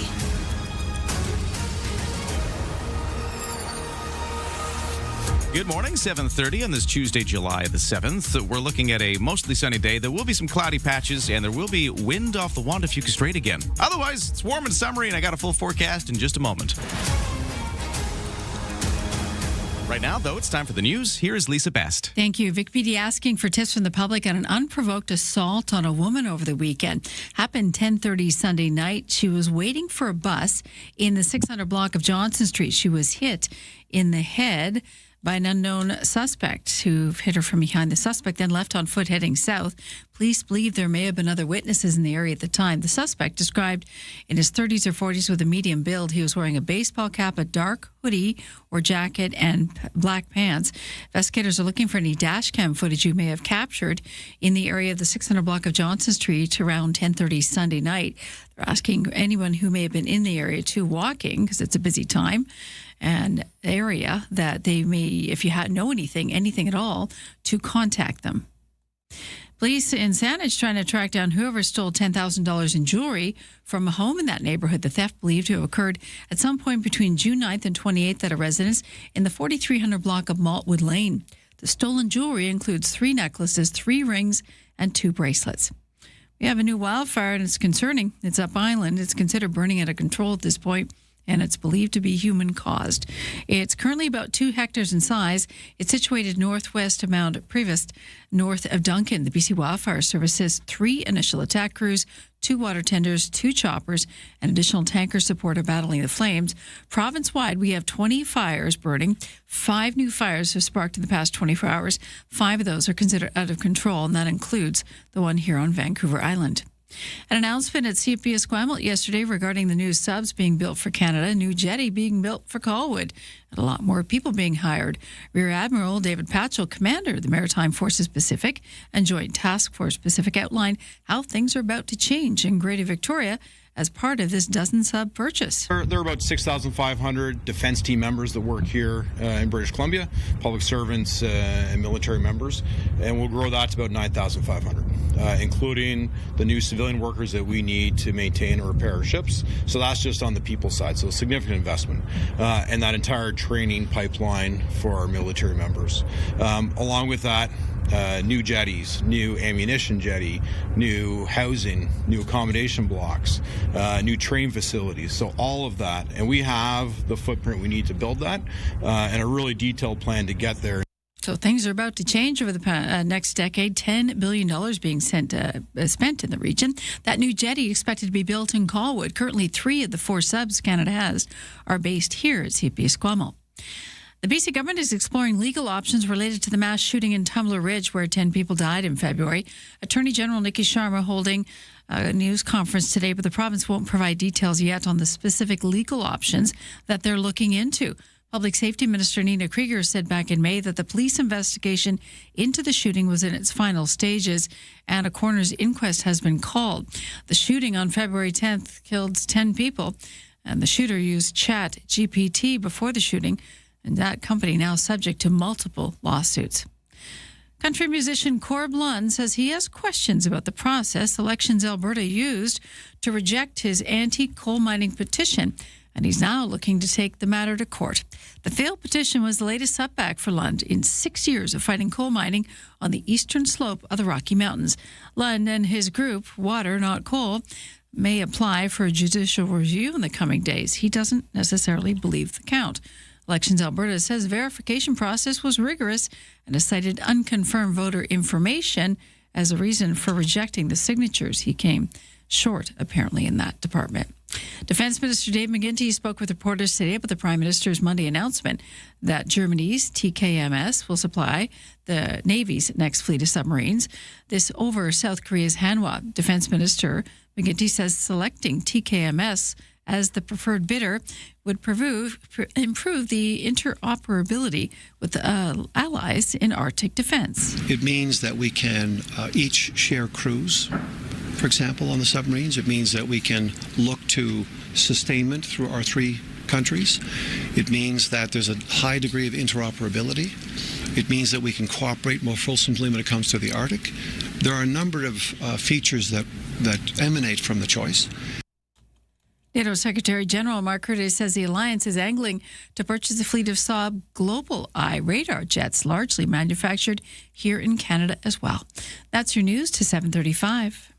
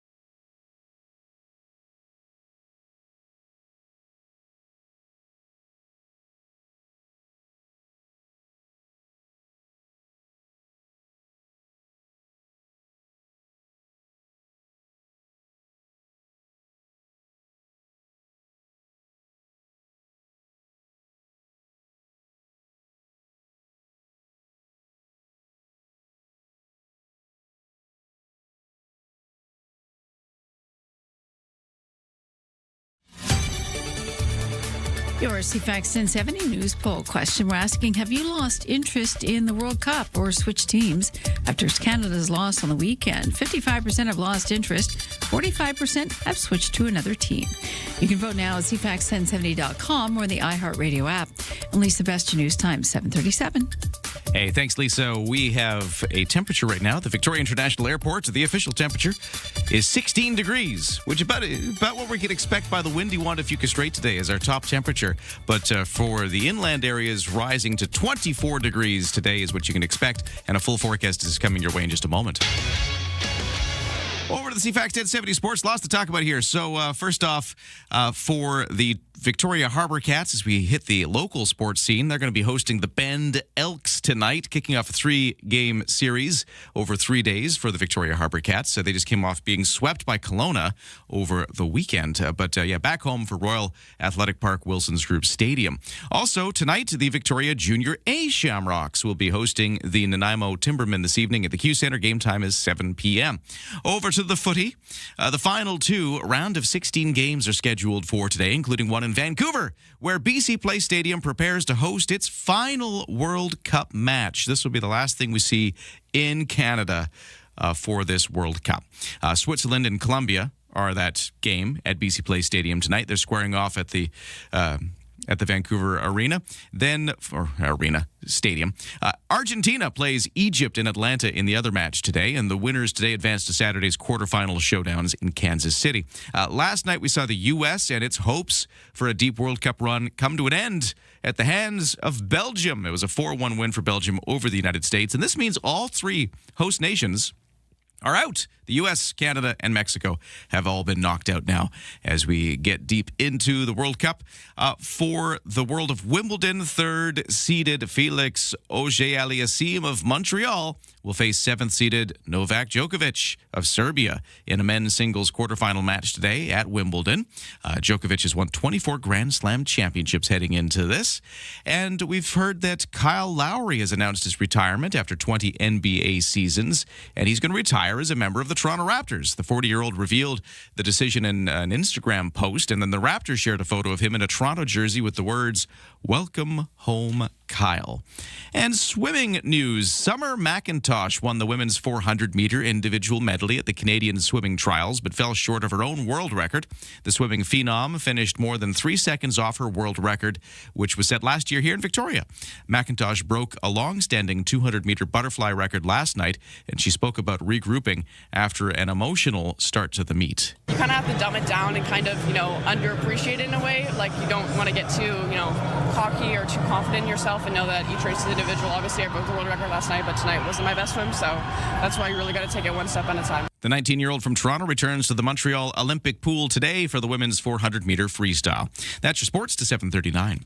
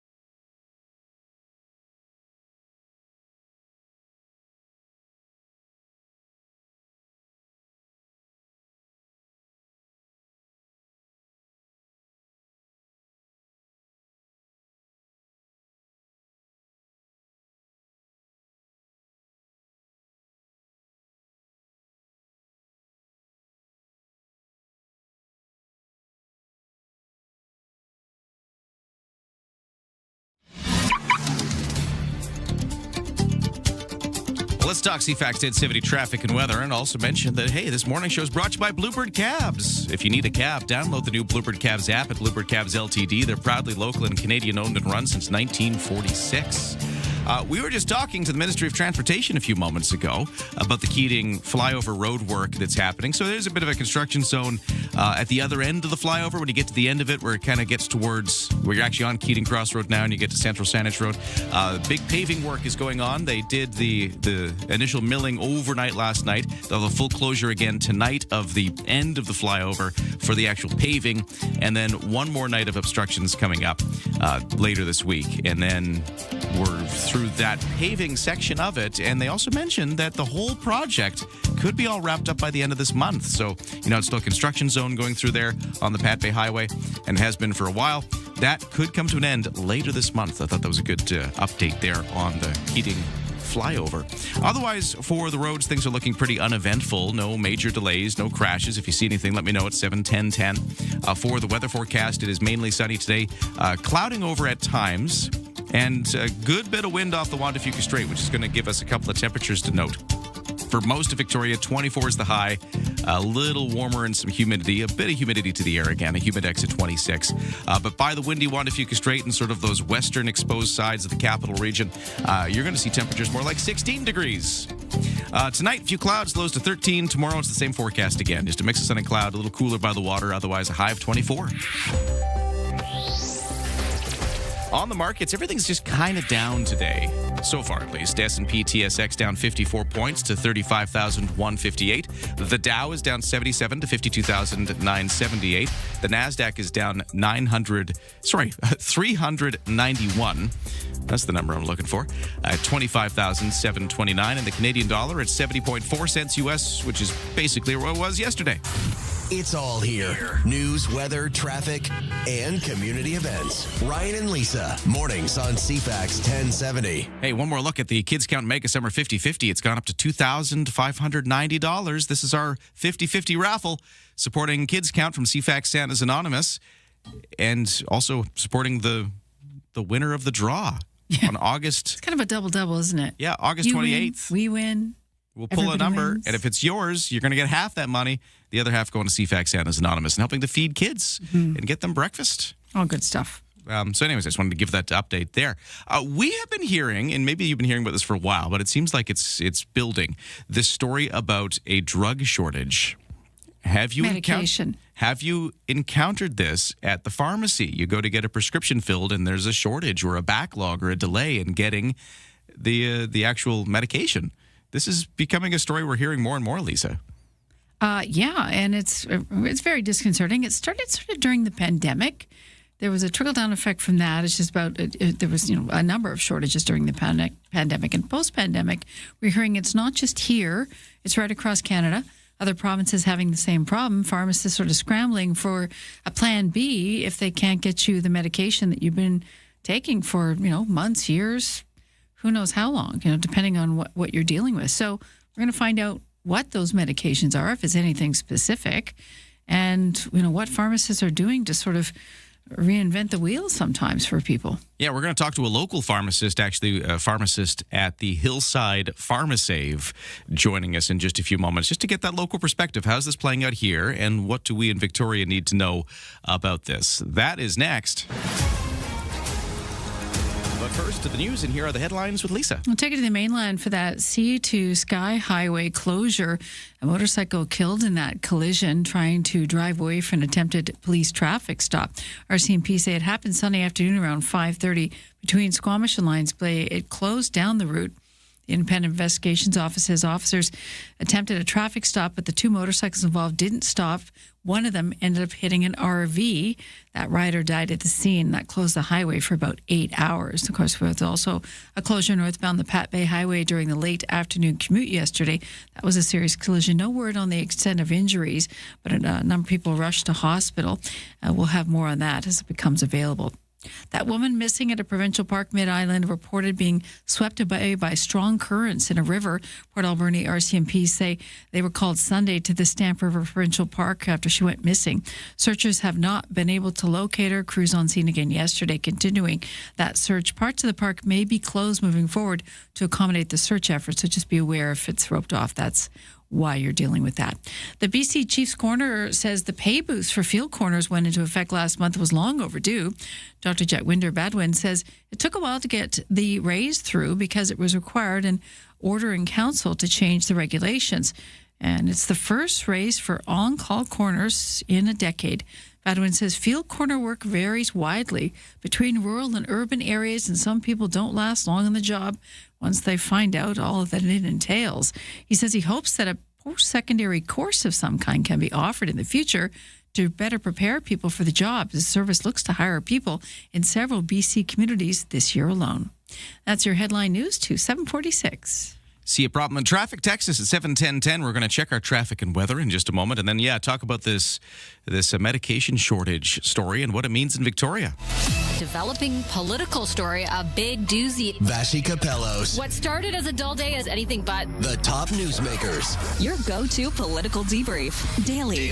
What is really going on? The breaking news. Just moments ago. And the entertaining analysis and debate to follow. I don't think you can sugarcoat it. It's an issue. It's not true, guys. Yeah. Vashi Capellos. There is a greater plan here. Vashi Capellos. Weekdays 9 a.m. to 11. Bigger picture politically, which is on CFAX 1070.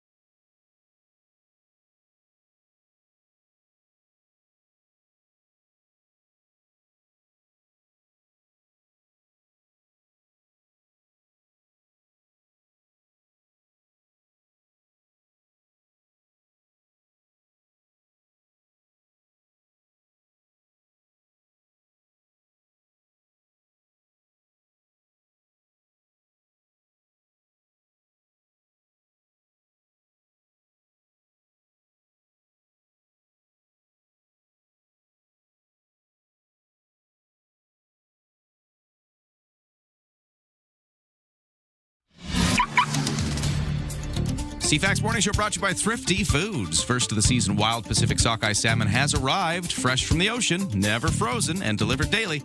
Eat happy at Thrifty Foods. On the roads, no crashes or accidents right now. No major delays out of the West Shore, and the Keating flyover is open again.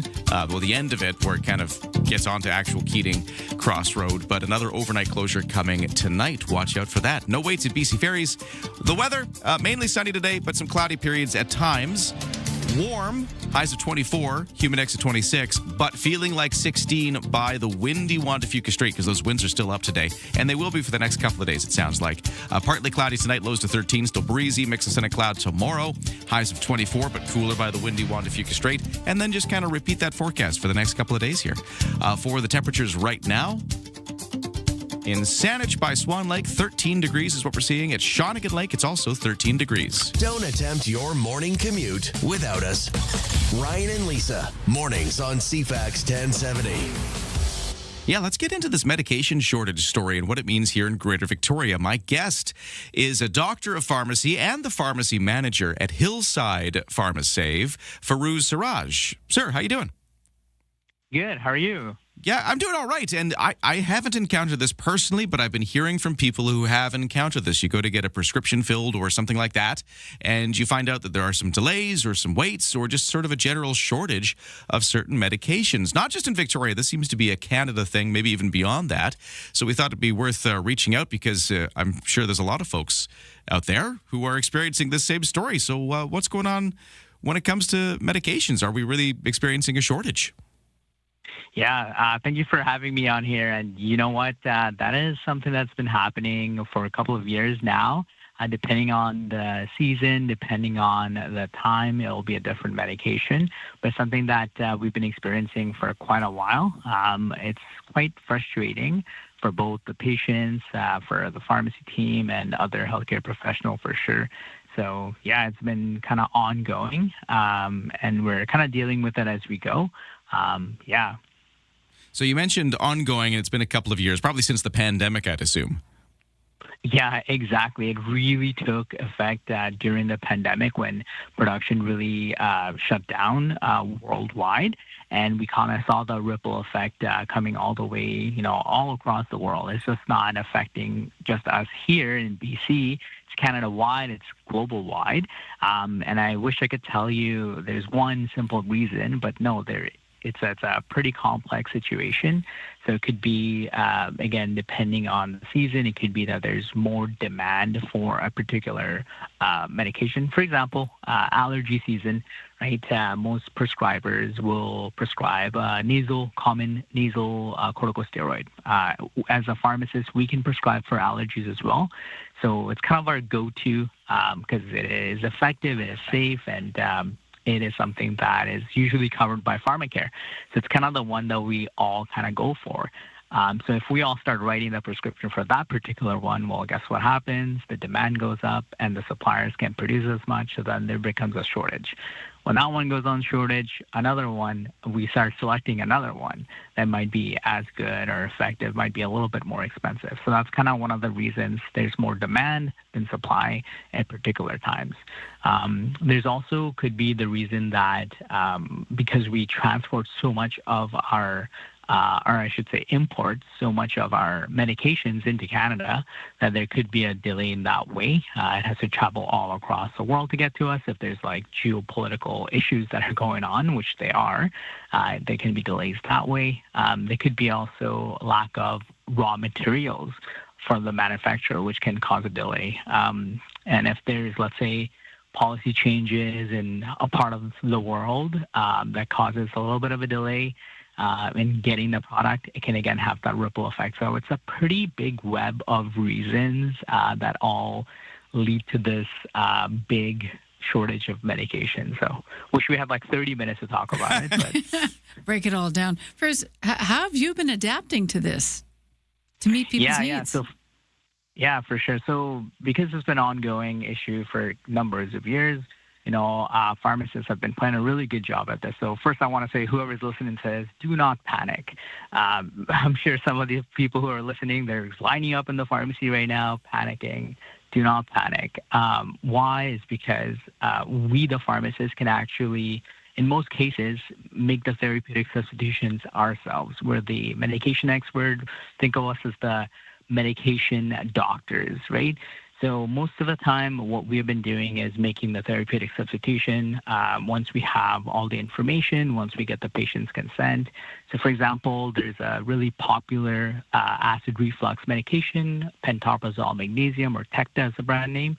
So it's been on back order for a couple of months. What we've been doing at Hillside is calling patients who are requesting that medication and letting them know about what's going on and what the alternatives are. And in majority of the cases, patients are happy with us making the therapeutic sub, and we let the original prescriber know that we have done that. So we've been kind of doing this for a lot of the things, and it's been working quite well because there's a lot of alternatives. In majority of the situations, there are alternatives. Is there one? So we've been kind of taking. Sorry. Is there one particular medication or a number of medications that are chronic shortage? Yeah, that's a good question. There's so many, and I always kind of joke about it now. It's like, what's the flavor of the month? And there's many things, and it really depends on, again, like I said, the season, depends on the prescribing patterns. So there's a lot of stuff out there. But usually when there's policy changes, when National Pharmacare came into effect, that again covered some hormonal therapies. So that took a little big spike because now some of these hormonal therapies are covered. So there's a bigger prescribing pattern that emerged. So there's, when that demand goes up and the supply can't follow, there can be an issue that way. So the other things that we've been kind of also thinking about is reducing wastage. So some patients may get medications that says take it only if you need it, and they'll still fill it, but they won't take it, and then they're going to bring it back a year later to the pharmacy to be disposed. So this is where we need to, really think about reducing our waste. One of the biggest things is, if you don't need it right now, just keep it on the pharmacy's profile. It's good for 2 years from the time it was written. So those are little things that we can do to reduce that shortage. Another thing, I just want to go back to something you said earlier where you mentioned that, don't panic. There's lots of alternatives or, other things that will accomplish what you need when it comes to medications, and pharmacists can help you navigate that. What if, though, what is happening is a cheaper version of the drug you need is the thing that is in short supply, and the alternative is a more expensive drug? Does that come at the cost to the purchaser, or will drug plans cover the more expensive options sometimes? Or how does that work if the alternative is not the generic cheap one? Yeah, so for example, Pharmacare, they've been doing a really good job at this, and this is one thing that I will give them credit for, is whenever the cheaper alternative is on back order, they will switch to the more expensive, and they will pay for the more expensive one. So most drug coverage will shift. The time that it takes the shift to happen might be a little bit of adjustment period, but majority of time, Pharmacare, for example, they do pick up the more expensive product. And how do you just know? Until... Okay. Oh, go ahead. Oh, sorry. I'll let you finish. I got to follow up, but finish your sentence. Oh, sorry. Yeah, just until Pharmacare, just until the generic costing medication is available again, so Pharmacare will pay for the brand name. And what about if you have like a private insurance? Is that, I guess that'll depend on the insurance? That will depend on the insurance, Okay. and insurance is a whole other beast. Yeah. There's so many different ones. There's a lot of different factors there. But okay, I guess the bottom line is, if you've been hearing about this, it's been going on for a couple of years. Yes, there are some shortages and short supply of medications. It's been going on since the pandemic. It keeps flaring up in different ways. That's certainly something you're hearing and is true. But don't panic is the bottom line, I guess. Don't panic. We'll get through this. I love that. That's a really well summarized way to say it. And exactly, don't panic. Talk to your pharmacist. They have the scope of practice to do this. And, they shouldn't be faxing the doctors for requests. They are the medication doctors. They need to practice at their full scope. So any pharmacist who's listening, this is up to you. Make the decisions with your patient in mind. My guest is Firuz Siraj. He's a doctor of pharmacy and pharmacy manager at the Hillside PharmaSafe. Thank you so much for weighing in. We've been hearing about this anecdotally. Great to just sort of get a pharmacist's perspective on what's going on. This has been great. Thank you. Take care. All right, we got to take a break. The 8 o'clock news is next.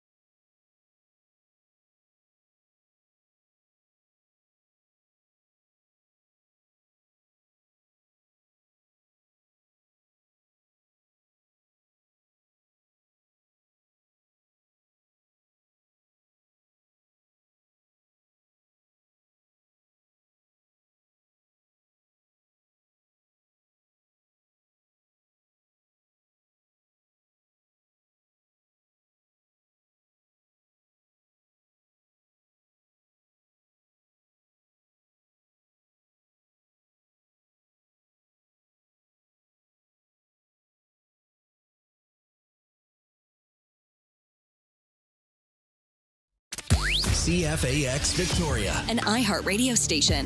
If it's happening, It's here. CFAX 1070. Good morning. It's 8:01 on Tuesday, July 7th. Mostly sunny day, few cloudy periods. Warm, but windy off the Juan de Fuca Strait where it'll feel a lot cooler. There's a lot to unpack in weather, and we'll do that in just a moment. First, though, to the news. Here it is, the 8 o'clock report with Lisa Best. Thank you. Bring this to your attention once again, just in case you saw anything. VPD asking for tips in connection with an unprovoked assault on a woman last weekend. She was standing waiting for a bus in the 600 block of Johnson Street around 10:30 Sunday night when a stranger hit her in the head. The suspect headed south on Johnson on foot. He's described as in his 30s to 40s with a medium build. He was wearing a baseball cap, dark hoodie, jacket, and pants at the time. Investigators looking for any witnesses or anyone who may have dash cam footage in the 600 block of Johnson Street around 10:30 Sunday night. Things got out of hand in a Walmart parking lot in Langford Friday. West Shore CMP say 4 teens riding e-dirt bikes performing stunts in that parking lot. One of the youths apparently pulled out bear spray and a knife and threatened the victim, demanding they hand over their belongings or be sprayed. Police were able to locate the group, but they fled. One suspect dropped the e-dirt bike near Bear Mountain, fled on foot into the wooded area, so a K-9 unit was called in to track down that suspect. Police working to identify and locate the remaining teen suspects involved in this would-be robbery. Shawnigan Lake RCMP looking for a vehicle involved in a hit and run. It happened on June 24th, so we're going back about 2 weeks here.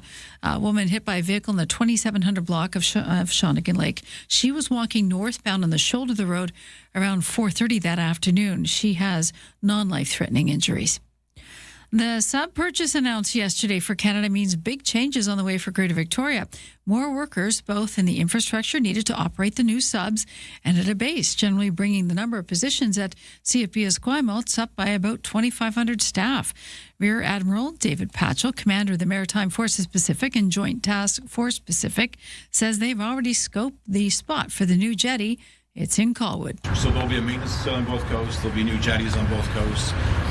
So literally you can see Colwood across the harbor here. We've already mapped out where that infrastructure is going to go. And we're also building infrastructure for new destroyers, for the new tankers, and all the training we need to build a much larger Navy.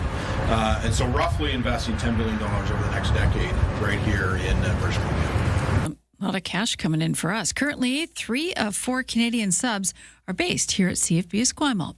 NATO Secretary General Mark Rutte says the alliance will work with Swedish manufacturer Saab on early warning surveillance planes built in part by a Canadian company. Rutte told the audience at the NATO summit in Ankara, Turkey, the current fleet is nearing the end of its lifespan. Today, several allies are announcing the joint procurement of up to 10 Saab Global Eye aircraft to replace them. This will ensure we keep NATO's owned and operated surveillance and early warning capability strong and credible for decades to come. The Canadian contingent would be Bombardier jets involved. NATO showcasing a series of military projects worth billions in an attempt to convince the U.S. president that U.S. allies are converting fresh defense spending into real firepower. If Dolly Parton wasn't busy enough, she's now preparing to put her life on Broadway. Dolly Parton is making a musical about her life. Dolly, a true original musical, will open December 7th on Broadway with an opening night celebration on January 19th. That also happens to be Parton's 81st birthday. The show will feature the singer's most beloved hits and some new songs that Parton is writing just for the musical. In New York, I'm Daria Albinger. And for even more music, this guy's going on tour. Garth Brooks returning to his roots, hitting the road this summer. The country icon announced the Blame It On My Roots, the arena tour kickoff, will happen in August. The first dates to be announced, August 21st and 22nd in Indianapolis, but there's more dates to come. Tickets go on sale July 17th. And Garth says every seat will be priced at $154 US. That's your news to 8:05.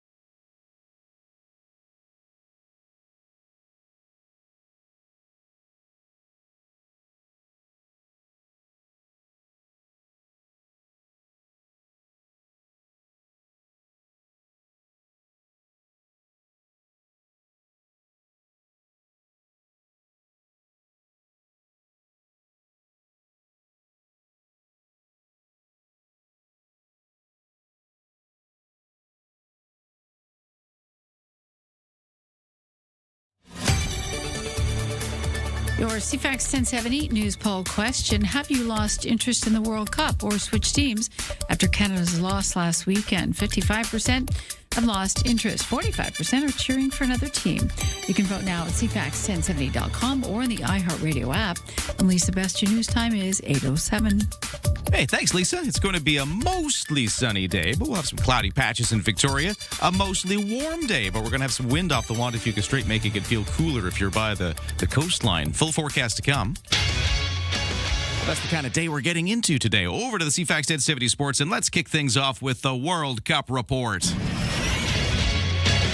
This is your TSN Radio FIFA World Cup 2026 update. I'm John Rodenberg. All three World Cup co-hosts are out as the United States join Mexico and Canada eliminated in the round of 16.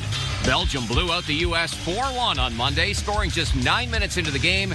And after the U.S. tied it, Belgium scored just a minute later to grab the lead again. Trossard. Oh, that could be a tempting ball in. It's De Ketelaere. Charles de Ketelaere had both the goals, and Belgium added 2 more in the second half for the easy victory. Earlier, Spain advanced when substitute Mikel Merino scored in the 90th minute for a 1-0 win over Portugal. The loss marked the end of Cristiano Ronaldo's international career after a record-tying 6 World Cups. Spain will play Belgium on Friday for a spot in the semi-final. Today, 2 final round of 16 matches. Argentina will take on Egypt, and then at 4 p.m. Eastern, the final game to be played at Vancouver Stadium as Colombia meets Switzerland.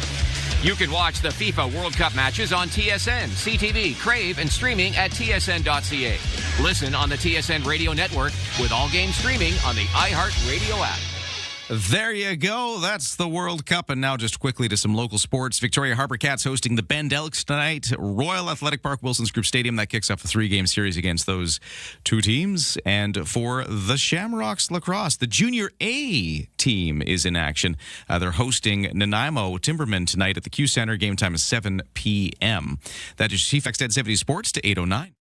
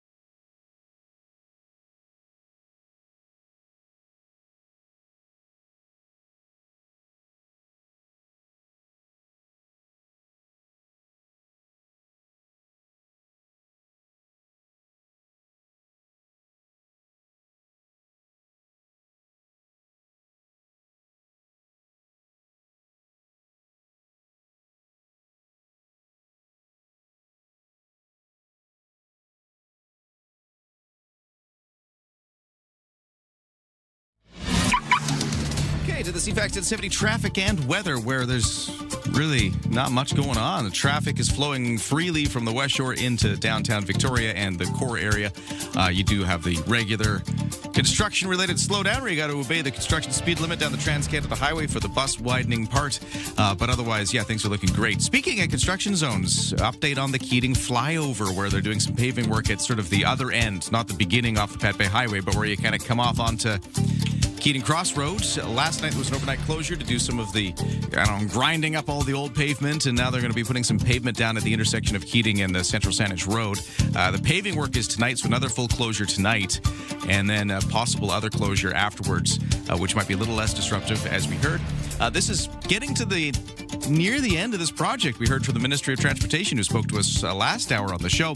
By the end of the month, they're hoping this thing is fully done and the construction zone lifted for that part of the Pat Bay Highway through the Keating flyover. But still a thing right now, and another overnight closure coming up tonight. BC Ferries, no sailing waits. The weather, let's talk about that, because we've got a mostly sunny day today, except for some cloudy patches.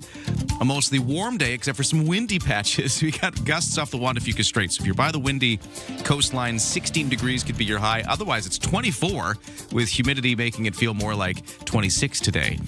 Then tonight, still windy, lows down to about 11 degrees. And then the next few days are actually looking very similar. What we got today, it was kind of like what we had yesterday, and it's going to be kind of what we have tomorrow. Just sort of a very stable set of weather for the next few days here. We're just into it. To the business news on the markets. S&P TSX down 97 points to 35,114 right now. The Dow in New York is down 121 to 52,933. Canadian dollar is now up just a fraction of a cent to 70.5 cents U.S. Thanks for starting your day with us. Ryan and Lisa, mornings on CFAX 1070. All right, two major stories that we're following here that we're going to talk about on the program. There's, of course, Canada's submarine purchase and what it means for the Greater Victoria area, choosing that German bid. That was the announcement yesterday. At the end of the hour, we're going to talk to a university professor who's following this closely for his perspective on what this means. But right now, let's get into the aftermath of a story that people have been talking about for days now because it's shocking. It was the machete attack off of Dallas Road that took place Friday night. And we've been learning a bit more about this. Police yesterday saying 2 people have been arrested after that violent confrontation. And we're going to set this up right now with CTV Vancouver Island. They did a story on this yesterday, and they spoke to a witness actually about this. So let's just take a listen into that. Victoria police were called to Dallas Road late Friday night, where it says 3 people sustained non-life-threatening injuries, 2 of which were taken to hospital. A witness, who asked to stay anonymous, says her group was listening to music and watching the sunset when a group of 10 to 15 men began to linger nearby. A few moments later, they were approached by several of the males, and that's when she noticed a knife, and the attack began. But when the weapon was pulled, only 2 of their group had stayed and actually began to start the attack, and the other members of the group seemed to have not wanted anything to do with that and had left. Seemed like a lot of anger out of nowhere. It almost felt like they were wanting, like they had the machete because they wanted to do something, whether it was to my group or anyone who they could have. It just felt like a lot of anger from really nowhere. Today, police say 20-year-old Hussein Saad-Eddin is facing several criminal charges, including aggravated assault and 2 counts of assault with a weapon. A second person, a youth who cannot be identified, is facing charges of aggravated assault, 2 counts of assault with a weapon, and carrying a concealed weapon. That's CTV Vancouver Island's Kate Hutchinson and that witness they spoke to at CTV, just sort of giving their recounting of what happened. So that's what we know so far. Which is terribly disconcerting to think someone's going to just walk up to you and attack you. But we also have from Vic PD an attack Sunday night at a bus stop in Johnson where a woman was hit on the head by a stranger who then just walked away. So unprovoked attacks, extremely, attack of any sort is disconcerting. But this, coupled with what happened Friday night, and I know there's always big parties that go on down there, but most of them are pretty chill. This went sideways on Dallas. Yeah, and the other thing about the Dallas Road thing, with something quite so shocking and with not a lot of information immediately out, there has also been a lot of what police are calling misinformation spreading around online about this. You can read all of you can go on different discussion threads. People are obviously wanting to talk about this because it's such a horrific, alarming thing. But what misinformation is out there? What do we need to correct about this? We're going to be talking to the Victoria Police Department coming up next about that machete attack along Dallas Road near Beacon Park back on Friday night. That's coming up. Right now, though, to the news. Here is Lisa Best. The province is extending the time period for Vancouver businesses to be able to keep patios open beyond the FIFA World Cup tournament. The Ministry of Agriculture and Food says with those temporary summer patios for the soccer tournament, if you've got one, you can now apply to keep it open through the summer. Those approved the extension will be able to continue operating the patio until September 6th. The move comes just days after the City of Vancouver announced it's going to be keeping the Granville Street pedestrian zone open through the summer months after the area initially opened for the festivities linked to the World Cup. All good ideas. The final game in Vancouver, the final match happens today with Switzerland and Colombia on the pitch. That will be that for Vancouver. A new survey by KPMG Canada shows 42% of Canadian manufacturing companies are considering moving production to the U.S. 77% of those thinking about relocating expect to make that transition within the next 2 years. KPMG Canada partner Amika Gadia says the issue goes beyond the current trade situation and the tariff war, with Canada needing to create competitive environments to allow manufacturers to grow. The survey comes as the U.S. said last week it is not going to renew the Canada-U.S.-Mexico Agreement, or CUSMA, on trade in its current form. And the BC Hydro is offering customers a chance to win free smart thermostats. It's part of the Power Smart 2.0 energy conservation. Registration is underway. The thermostats are from 2 Canadian companies. They'll start arriving in the fall. These devices will come pre-enrolled in the BC Hydro's Peak Saver program. And that is your CFAX News to 8:17. Thank you, Lisa. We'll talk to Victoria Police in just a moment about the aftermath of that machete attack, arrests made. What do we need to know, and what is out there that is misinformation that is spreading about this conversation that is taking a life of its own online. So that's coming up in just a few moments.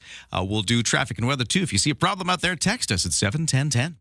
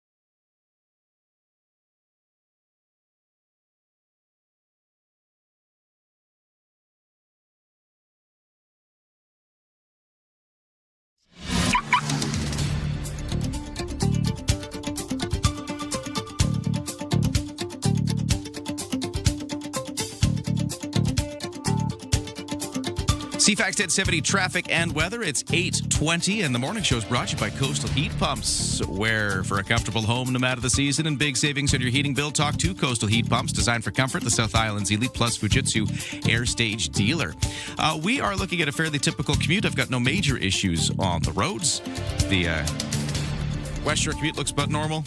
Pat Bay Highway is totally clear after that collision that was happening yesterday evening. No remnants of that between Royal Oak and Quadra. Pat Bay's fine. The overnight closure is no longer closed for the Keating flyover either, although it will be closed again tonight as they continue some paving work at the sort of end of the flyover. And for the weather forecast, mainly sunny today, but cloudy periods will be here. We'll see the wind blowing off the Juan de Fuca Strait quite strong. Those 70-kilometer-an-hour gusts westerly will be hitting again. So even though the high temperature is about 24, even feeling a little warmer with the humidex of 26, if you're by the windy Juan de Fuca Strait, expect temperatures more like 16 degrees. And then repeat that for the next few days. It's just kind of a very stable forecast here. Overnight tonight, partly cloudy, lows down to 13, still windy. Right now, temperatures around Victoria, we are sitting at about... the official temperatures at the Victoria International Airport, 17 degrees, but it's a bit cooler, I guess, as predicted by the Juan de Fuca Strait, where it's only 13 in Oak Bay. In the kitchen, in the car, and at the office. Ryan and Lisa, mornings on CFAX 1070. Take us with you. Listen live on the free iHeartRadio app. Yeah, Victoria police say 2 people arrested now after that violent confrontation involving a machete in Beacon Hill Park, kind of off Dallas Road there, Friday night, left 3 people injured. What do we know, and what else can we get out there about this story that has a lot of people kind of concerned? Inspector Jeff Lawson with the Victoria Police Department joining us on the line. Sir, how you doing? I'm doing well, Ryan. How are you? I'm doing all right, but this is, one of those things that's understandably shocking, and understandably a lot of people are talking about this kind of attack. What can you tell us about where the story sits right now?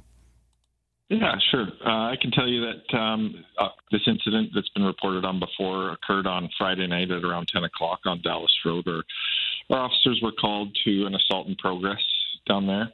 And when they arrived on scene, they encountered a large group of people, or 3 people had been injured via an assault with a weapon.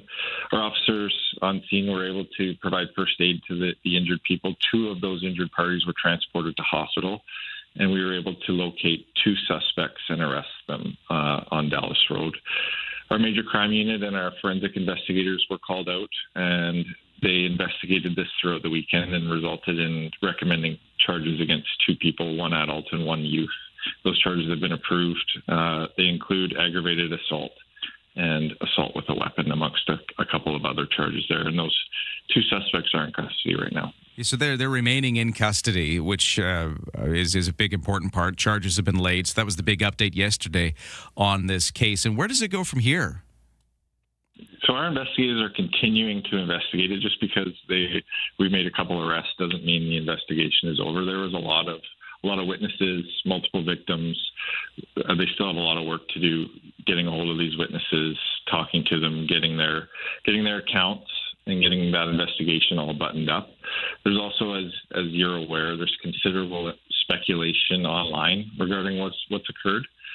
And like many of our investigations, the information circulating on social media, I just want to warn people, it may be incomplete or inaccurate or based on unverified accounts. And our investigators, we have to carefully review all of the available evidence, and that includes social media, and kind of sorting through that and seeing what is accurate, what's verified, and to establish the facts. Yeah, I think that's an interesting part of the story, because I certainly have seen a lot written about this by various people on message boards or social media platforms. Something like this is quite shocking, and you can see why people would be going online to talk about what they know and share or try to find out more about it. And I guess one of the awkward things here is because it's an active investigation, you can't necessarily get into some of those details. But what can you say about the information that's wrong out there? And I don't know. I guess just what is it that you can share to help guide us through a lot of that? Yeah, I think you hit it there. It is still an active investigation, so we can't, and it's going before the courts, so we can't say a lot. I just want to kind of reemphasize, though, to warn people, not everything that you see online is accurate. And our investigators, it's their job to sort through that, to look at the detailed firsthand witness accounts and figure out what is accurate and put the accurate case forward to Crown so they can prosecute the individuals. Jeff, were the weapons seized as well? I can't comment on that at this time. I'm sorry, Lisa. Okay, fair enough. And another thing that I think I'm going to phrase it this way: some of what I think is misinformation, but I'm not sure, and we can't really get into it, is to do with the injuries sustained by the people who were victimized here. But one thing I think I can ask is how are they doing? What can you tell us about the state of the victims? And I know non-life-threatening injuries was what was used to describe what happened to them, but what can you tell us about how they're doing right now? So what I can tell you is that there were 3 victims when our officers arrived on scene, and they were able to provide first aid. 2 of the victims were transported to hospital, and both have since been released. Okay, so everybody's out of hospital now, which I guess is a good sign. But I mean, still going to be a traumatic event to go through, which will have lasting impacts psychologically, I'd imagine. Yeah, for sure it will, and that's one of the things that our officers consider, and the courts will consider as well. Can you share gender of victims? No, at this stage, I cannot share that. Okay. Well, there you go. That is what we know so far. And, just a warning about some of the misinformation that might not be correct about this machete attack story that has been talked about greatly here in the Greater Victoria area since it happened on Friday night. And I guess we'll leave this story here. If you know anything, you're still trying to talk to witnesses. Like you said, the investigation isn't over. So what are you looking for from the public here? This investigation is not over, and we rely on community cooperation. So if there's anybody out there, there was a lot of people down there at that time, and our officers have to talk to everybody. So if we haven't reached out to you and you did witness this, please reach out to us. We do want to hear from you. Can you just refresh us once more exactly where this occurred?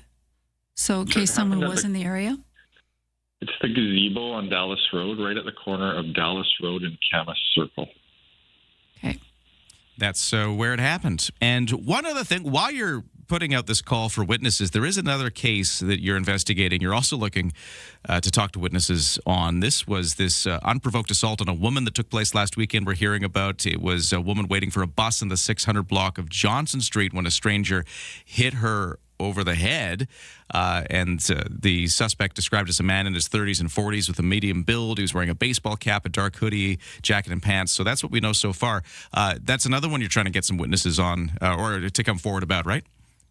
Yeah, that happened, Ryan, on July 5th at about 10:30 at night, and it happened at the corner of Johnson Street and Broad Street.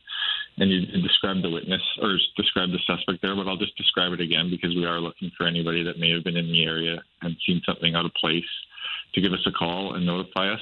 Again, it was a 30 to 40-year-old male, medium build, wearing a baseball hat, a dark hooded jacket, and pants. All right. Well, there you go. A couple of cases Victoria Police are working on, and they are asking for witnesses. In the meantime, thank you so much for talking to us about what we know about these stories. That is Inspector Jeff Lawson with the Victoria Police. Much appreciated. Thank you, guys. Have a good day. All right, there we go. We will take a break, but much more big news to cover in the Greater Victoria area because, of course, this submarine purchase story, Canada's choosing the German bid. That was announced. It has huge implications locally at CFB Esquimalt. We're going to be unpacking this more coming up later with our next guest before the end of the hour, so stay tuned. Where the noise stops and the conversation begins. Hey, it's Friday. Welcome to the Graham Richardson Show. The stories that shaped your week aren't just headlines. They are the moments we live through and the decisions that change what comes next. Let's take a closer look at that together. It's national conversations. From major policy shifts to the fun, unexpected trends and friends everyone will be talking about. It is intelligent, unpredictable, and completely Canadian. Stay informed. Stay ahead. The Graham Richardson Show. Friday morning at 9 a.m. right here on CFAX 1070.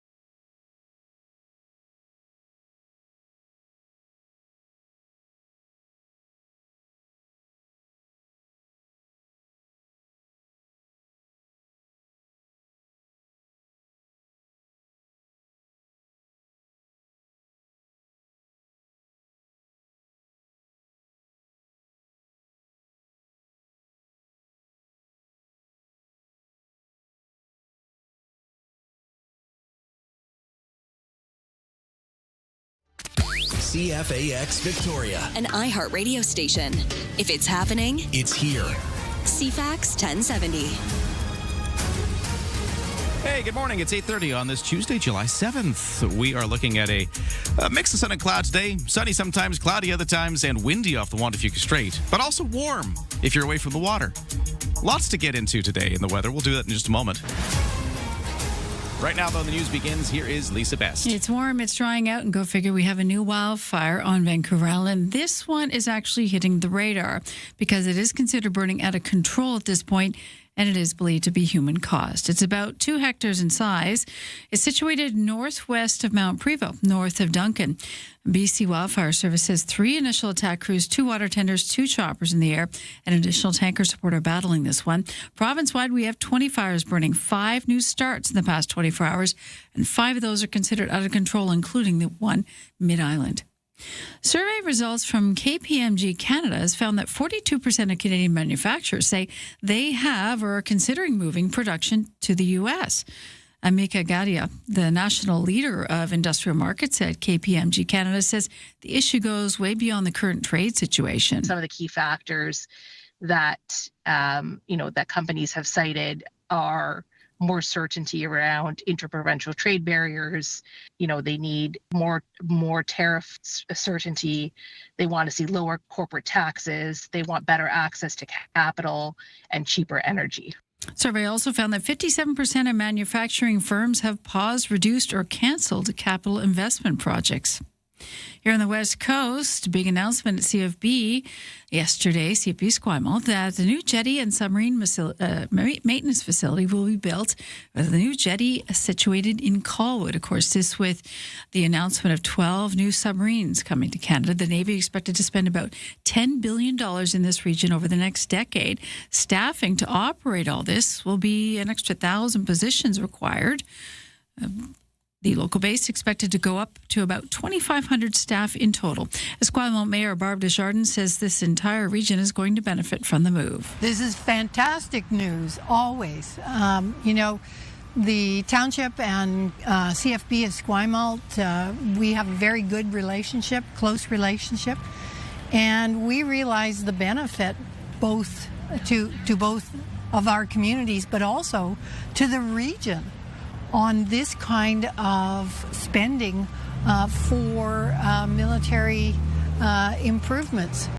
Currently, there are 3 of the Navy's 4 current subs based here at CFB Esquimalt. We're going to hear from University of Victoria Professor of Military History David Zimmerman. He'll be live at 8:50, a few minutes from now, to talk more about the federal submarine purchase and local military upgrades to come with it.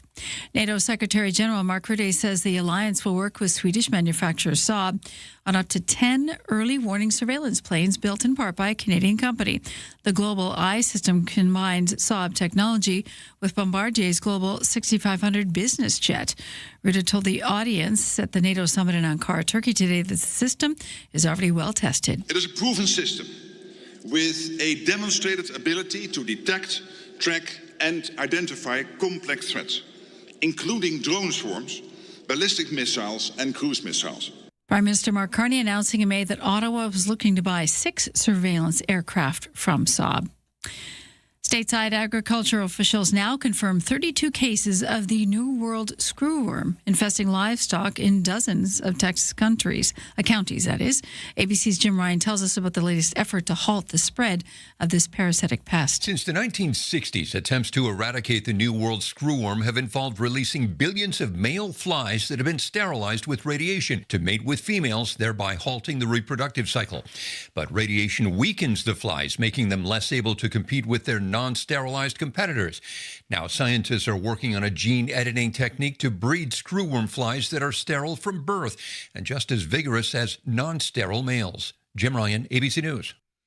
And Tilly Norwood, that artificial intelligence-created actor, is set to make her film debut in a comedy meant to show the state of AI movie magic. Norwood was first announced by the production company Particle 6 last year. The actors union, SAG-AFTRA, said they do not consider her to be an actress. But Particle 6 pressed forward, releasing short comedy sketches and a music video. I am still human, make no mistake. Now the studio that made her is producing a film starring Tilly, titled Misaligned, a coming-of-age story about Tilly trying to become more human. And that is your news to 8:35.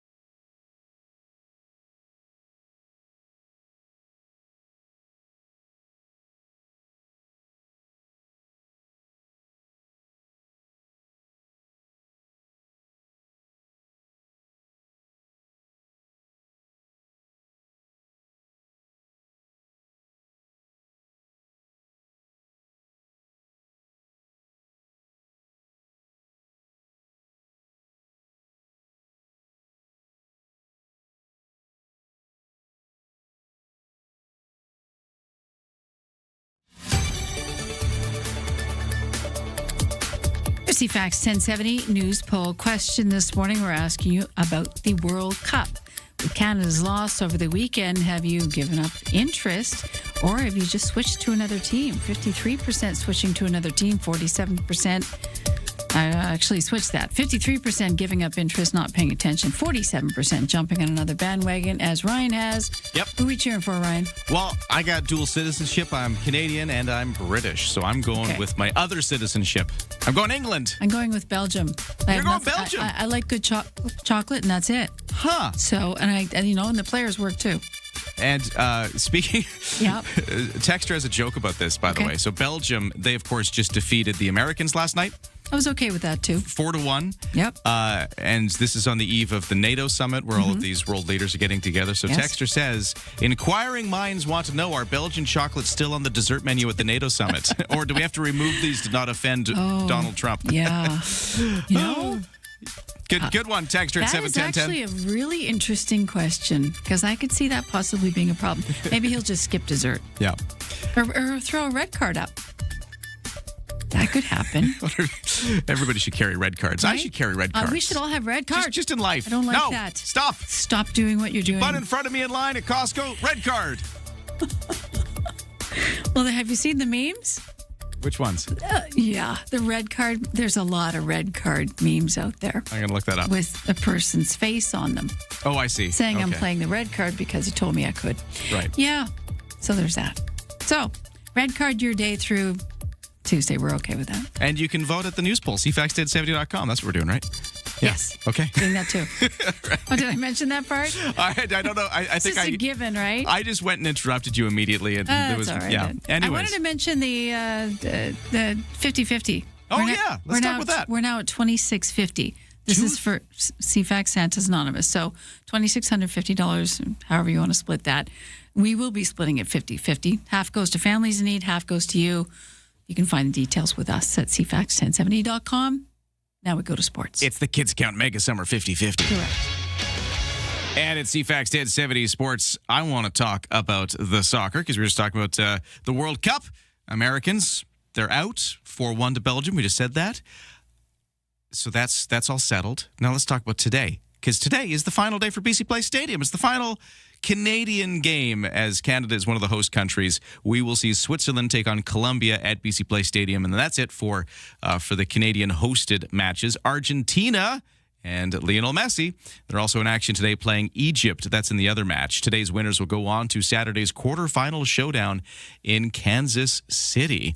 And for the world of baseball, Toronto Blue Jays have lost 3 in a row, been outscored 25-1, out-hit 25-7 over the past few games. They'll look to right the ship tonight when they play the middle set of 3 games against host San Francisco Giants. Locally, the Victoria Harbor Cats are hosting the Bend Elks tonight, Royal Athletic Park, Wilson's Group Stadium. That kicks off a 3-game series. And at the Q Center in Colwood, it is the Junior A Shamrocks hosting the Nanaimo Timbermen this evening, 7 p.m., the game time for that one. There's some off-ice news for the Vancouver Canucks. Jamie Oleksiak is signing with the Canucks. He says it was too good of an opportunity to pass up. The veteran defenseman signed a 2-year, $10 million deal to play in Vancouver and says he brings a veteran presence. Coming in now, I'm a little bit more of a veteran player, I guess, and I've been around the league for a while, and I can kind of bring my experiences to the team and just show up every day with a good work ethic and try and help set the standard and work with some of these young players and the veteran guys they also brought in as well. Oleksiak spent the last 5 seasons with the Seattle Kraken, put up 15 points and 5 goals last season. And in off-court basketball news, Kyle Lowry is calling it quits after 20 NBA seasons. But he's signing a 1-day contract so he can retire as a member of the Toronto Raptors.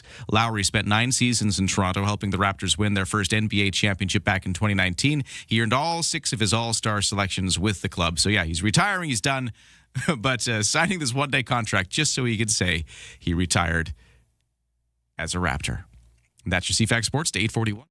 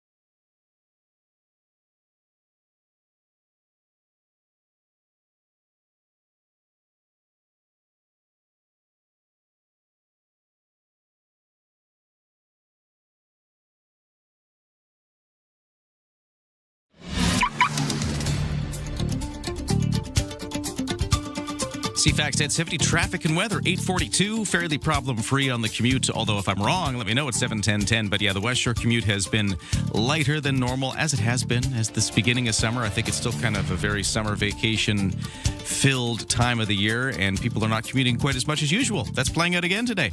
If you see anything, though, like I said, text me at 7:10:10 for the BC ferries. No sailing waits right now. 9 o'clock sailing has lots of room left from Swartz Bay to Tsawwassen. And in the weather forecast, I'm sure I'm making this more complicated than it is.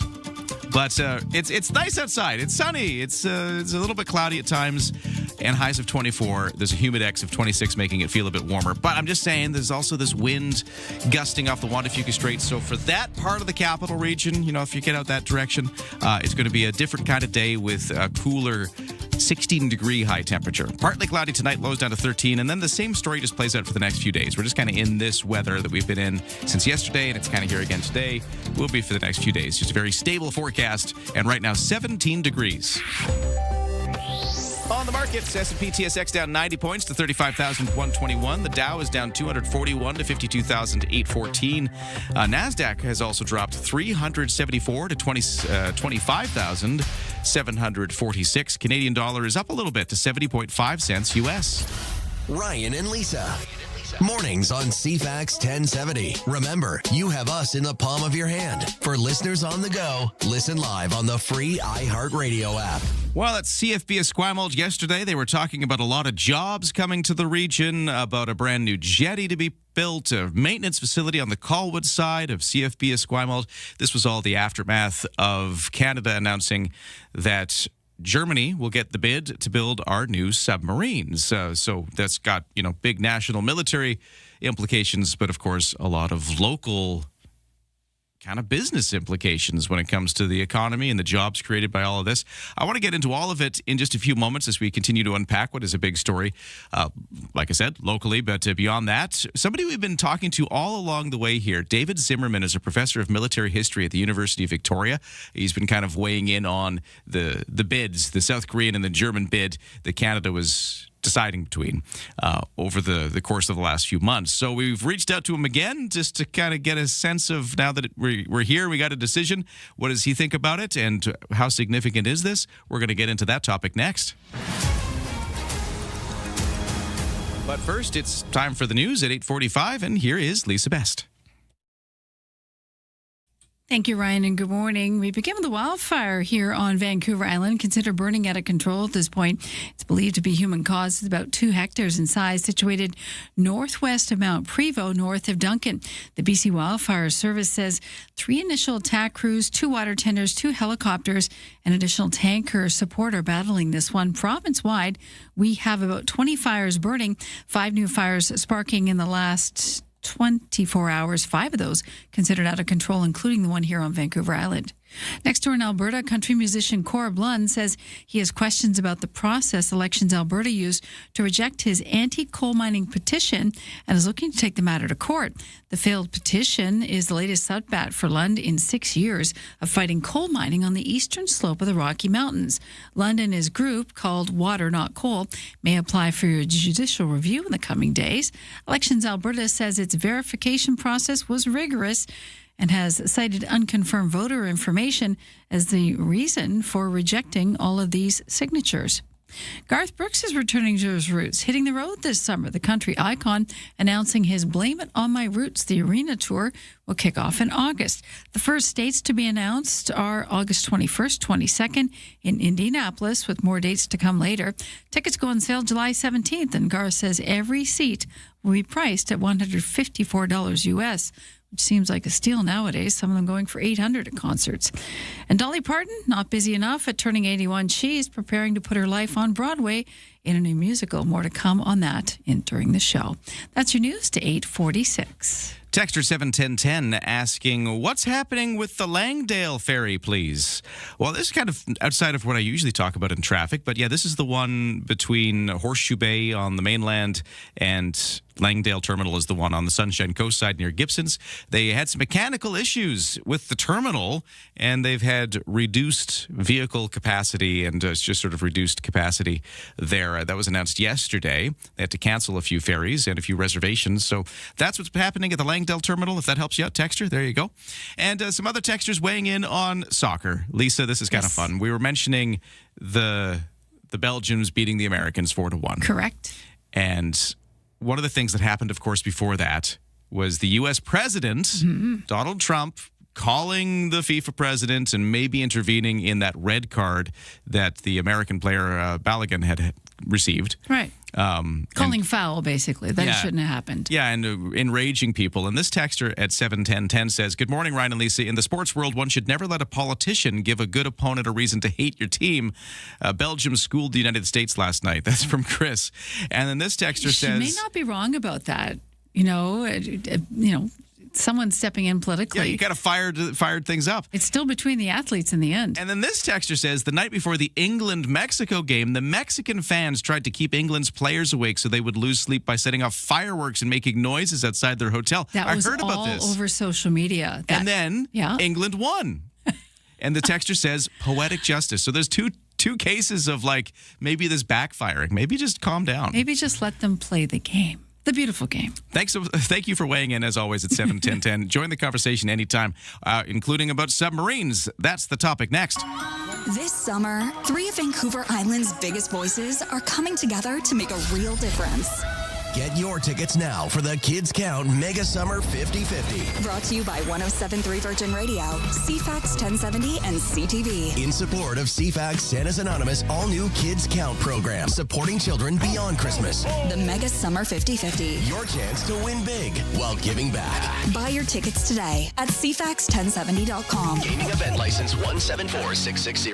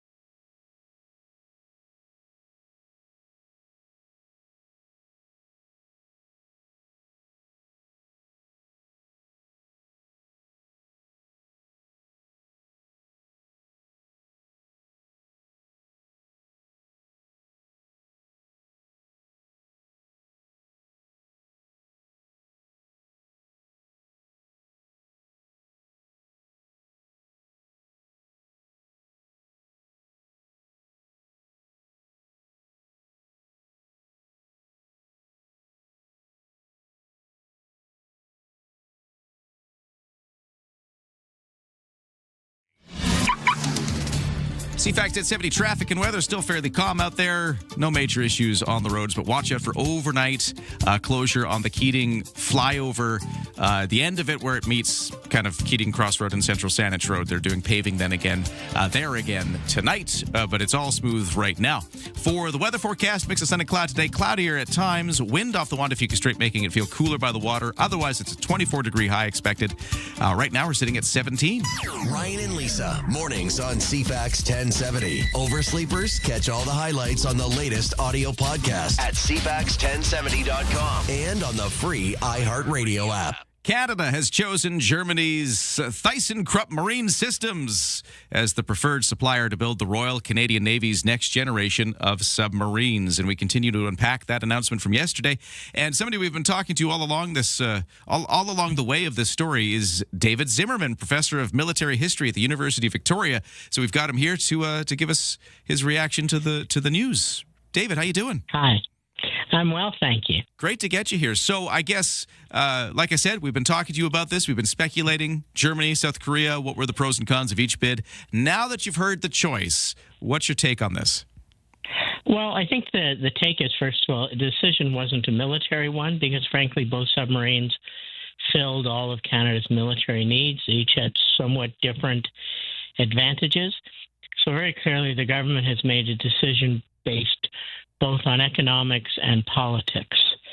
And so they say the German-Norwegian offer was a bit better than the Korean offer for benefits to Canada.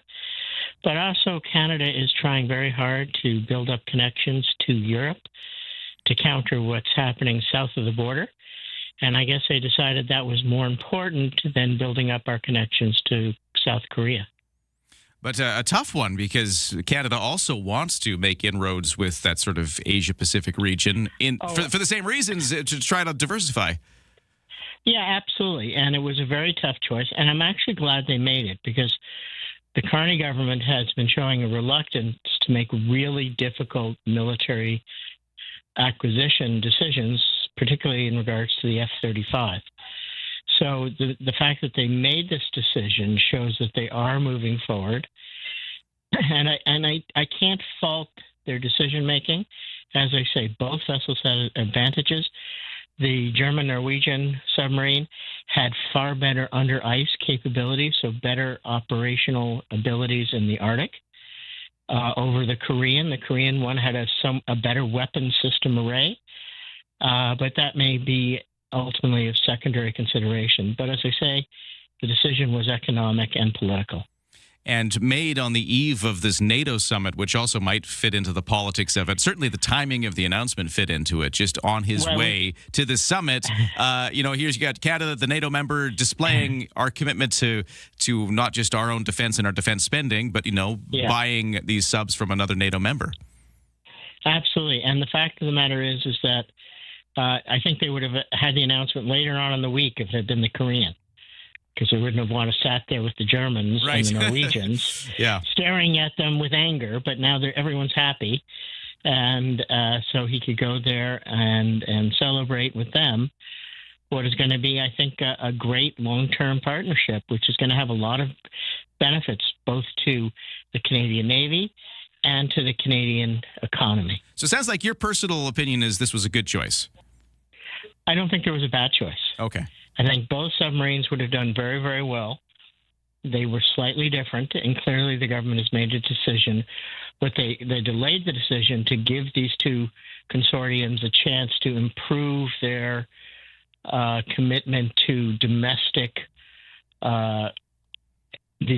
economy in Canada. And I think ultimately the German-Norwegian bid came out somewhat ahead. Let's unpack a few of the details we learned beyond all of that. So 12 submarines. There's a timeline here to get 4 of them pretty quickly. In the grand scheme of Canadian procurement, this is actually quite fast. 4 subs would arrive, before 2034? Well, the big advantage here is unlike, say, the destroyers, which are currently being built, they don't have to create a shipyard. They don't have to start from scratch. That's always been historically one of the major problems with Canadian shipbuilding. We go from boom to bust. Now, with the German-Norwegian bid, this German company that's building them, they're one of the world's largest manufacturer of submarines. And even though this is a new model, it's a development from previous submarines. And so they have a lot of experience at this. And getting these 4 submarines, that was part of the way they sweetened the pot, as did the Koreans, to get the Canadians to choose them by, in fact, slotting the Canadians in much sooner than they otherwise would have been slotted in to get their first submarines. So that's why the 4 of them will kind of come separately. But I got a question here from a listener that I think ties into this. Texter says, hello again. What does Mr. Zimmerman think the odds are that all 12 subs will be ordered? Many times initial procurements are later reduced, and 12 subs seems ambitious considering we currently only have 4. What do you think of the odds of us getting all 12 at the end? Your guess is as good as mine. I don't predict the future. I'm a historian. I can say this, that this is a huge expense, and but the government seems committed. But, we're talking about maybe even a decade down the line before the final commitments are made for the full 12. And who knows who'll be prime minister and who'll form government 12 years from now. And who knows what the economic situation will be. And who knows what our economic relationship with the United States will be, which is in part driving this. So it's a very, very hard thing. No one can give you an answer other than the Canadian government has said they will buy a maximum of 12. They haven't said they will definitely get all 12. They're not signing a contract to build all 12 and not making fiscal commitments, I think, other than for the first 4. David Zimmerman, professor of military history at the University of Victoria. Thank you so much. I'm sure we'll talk again because there's lots still to unpack on this story. But I appreciate your time this morning. We're out of time. Have a great day. Okay, you're welcome. Bye-bye. And that's it for the show. Thank you so much for listening. Thanks to Morgana Adby for producing it. And Lisa's got the news at 9 next.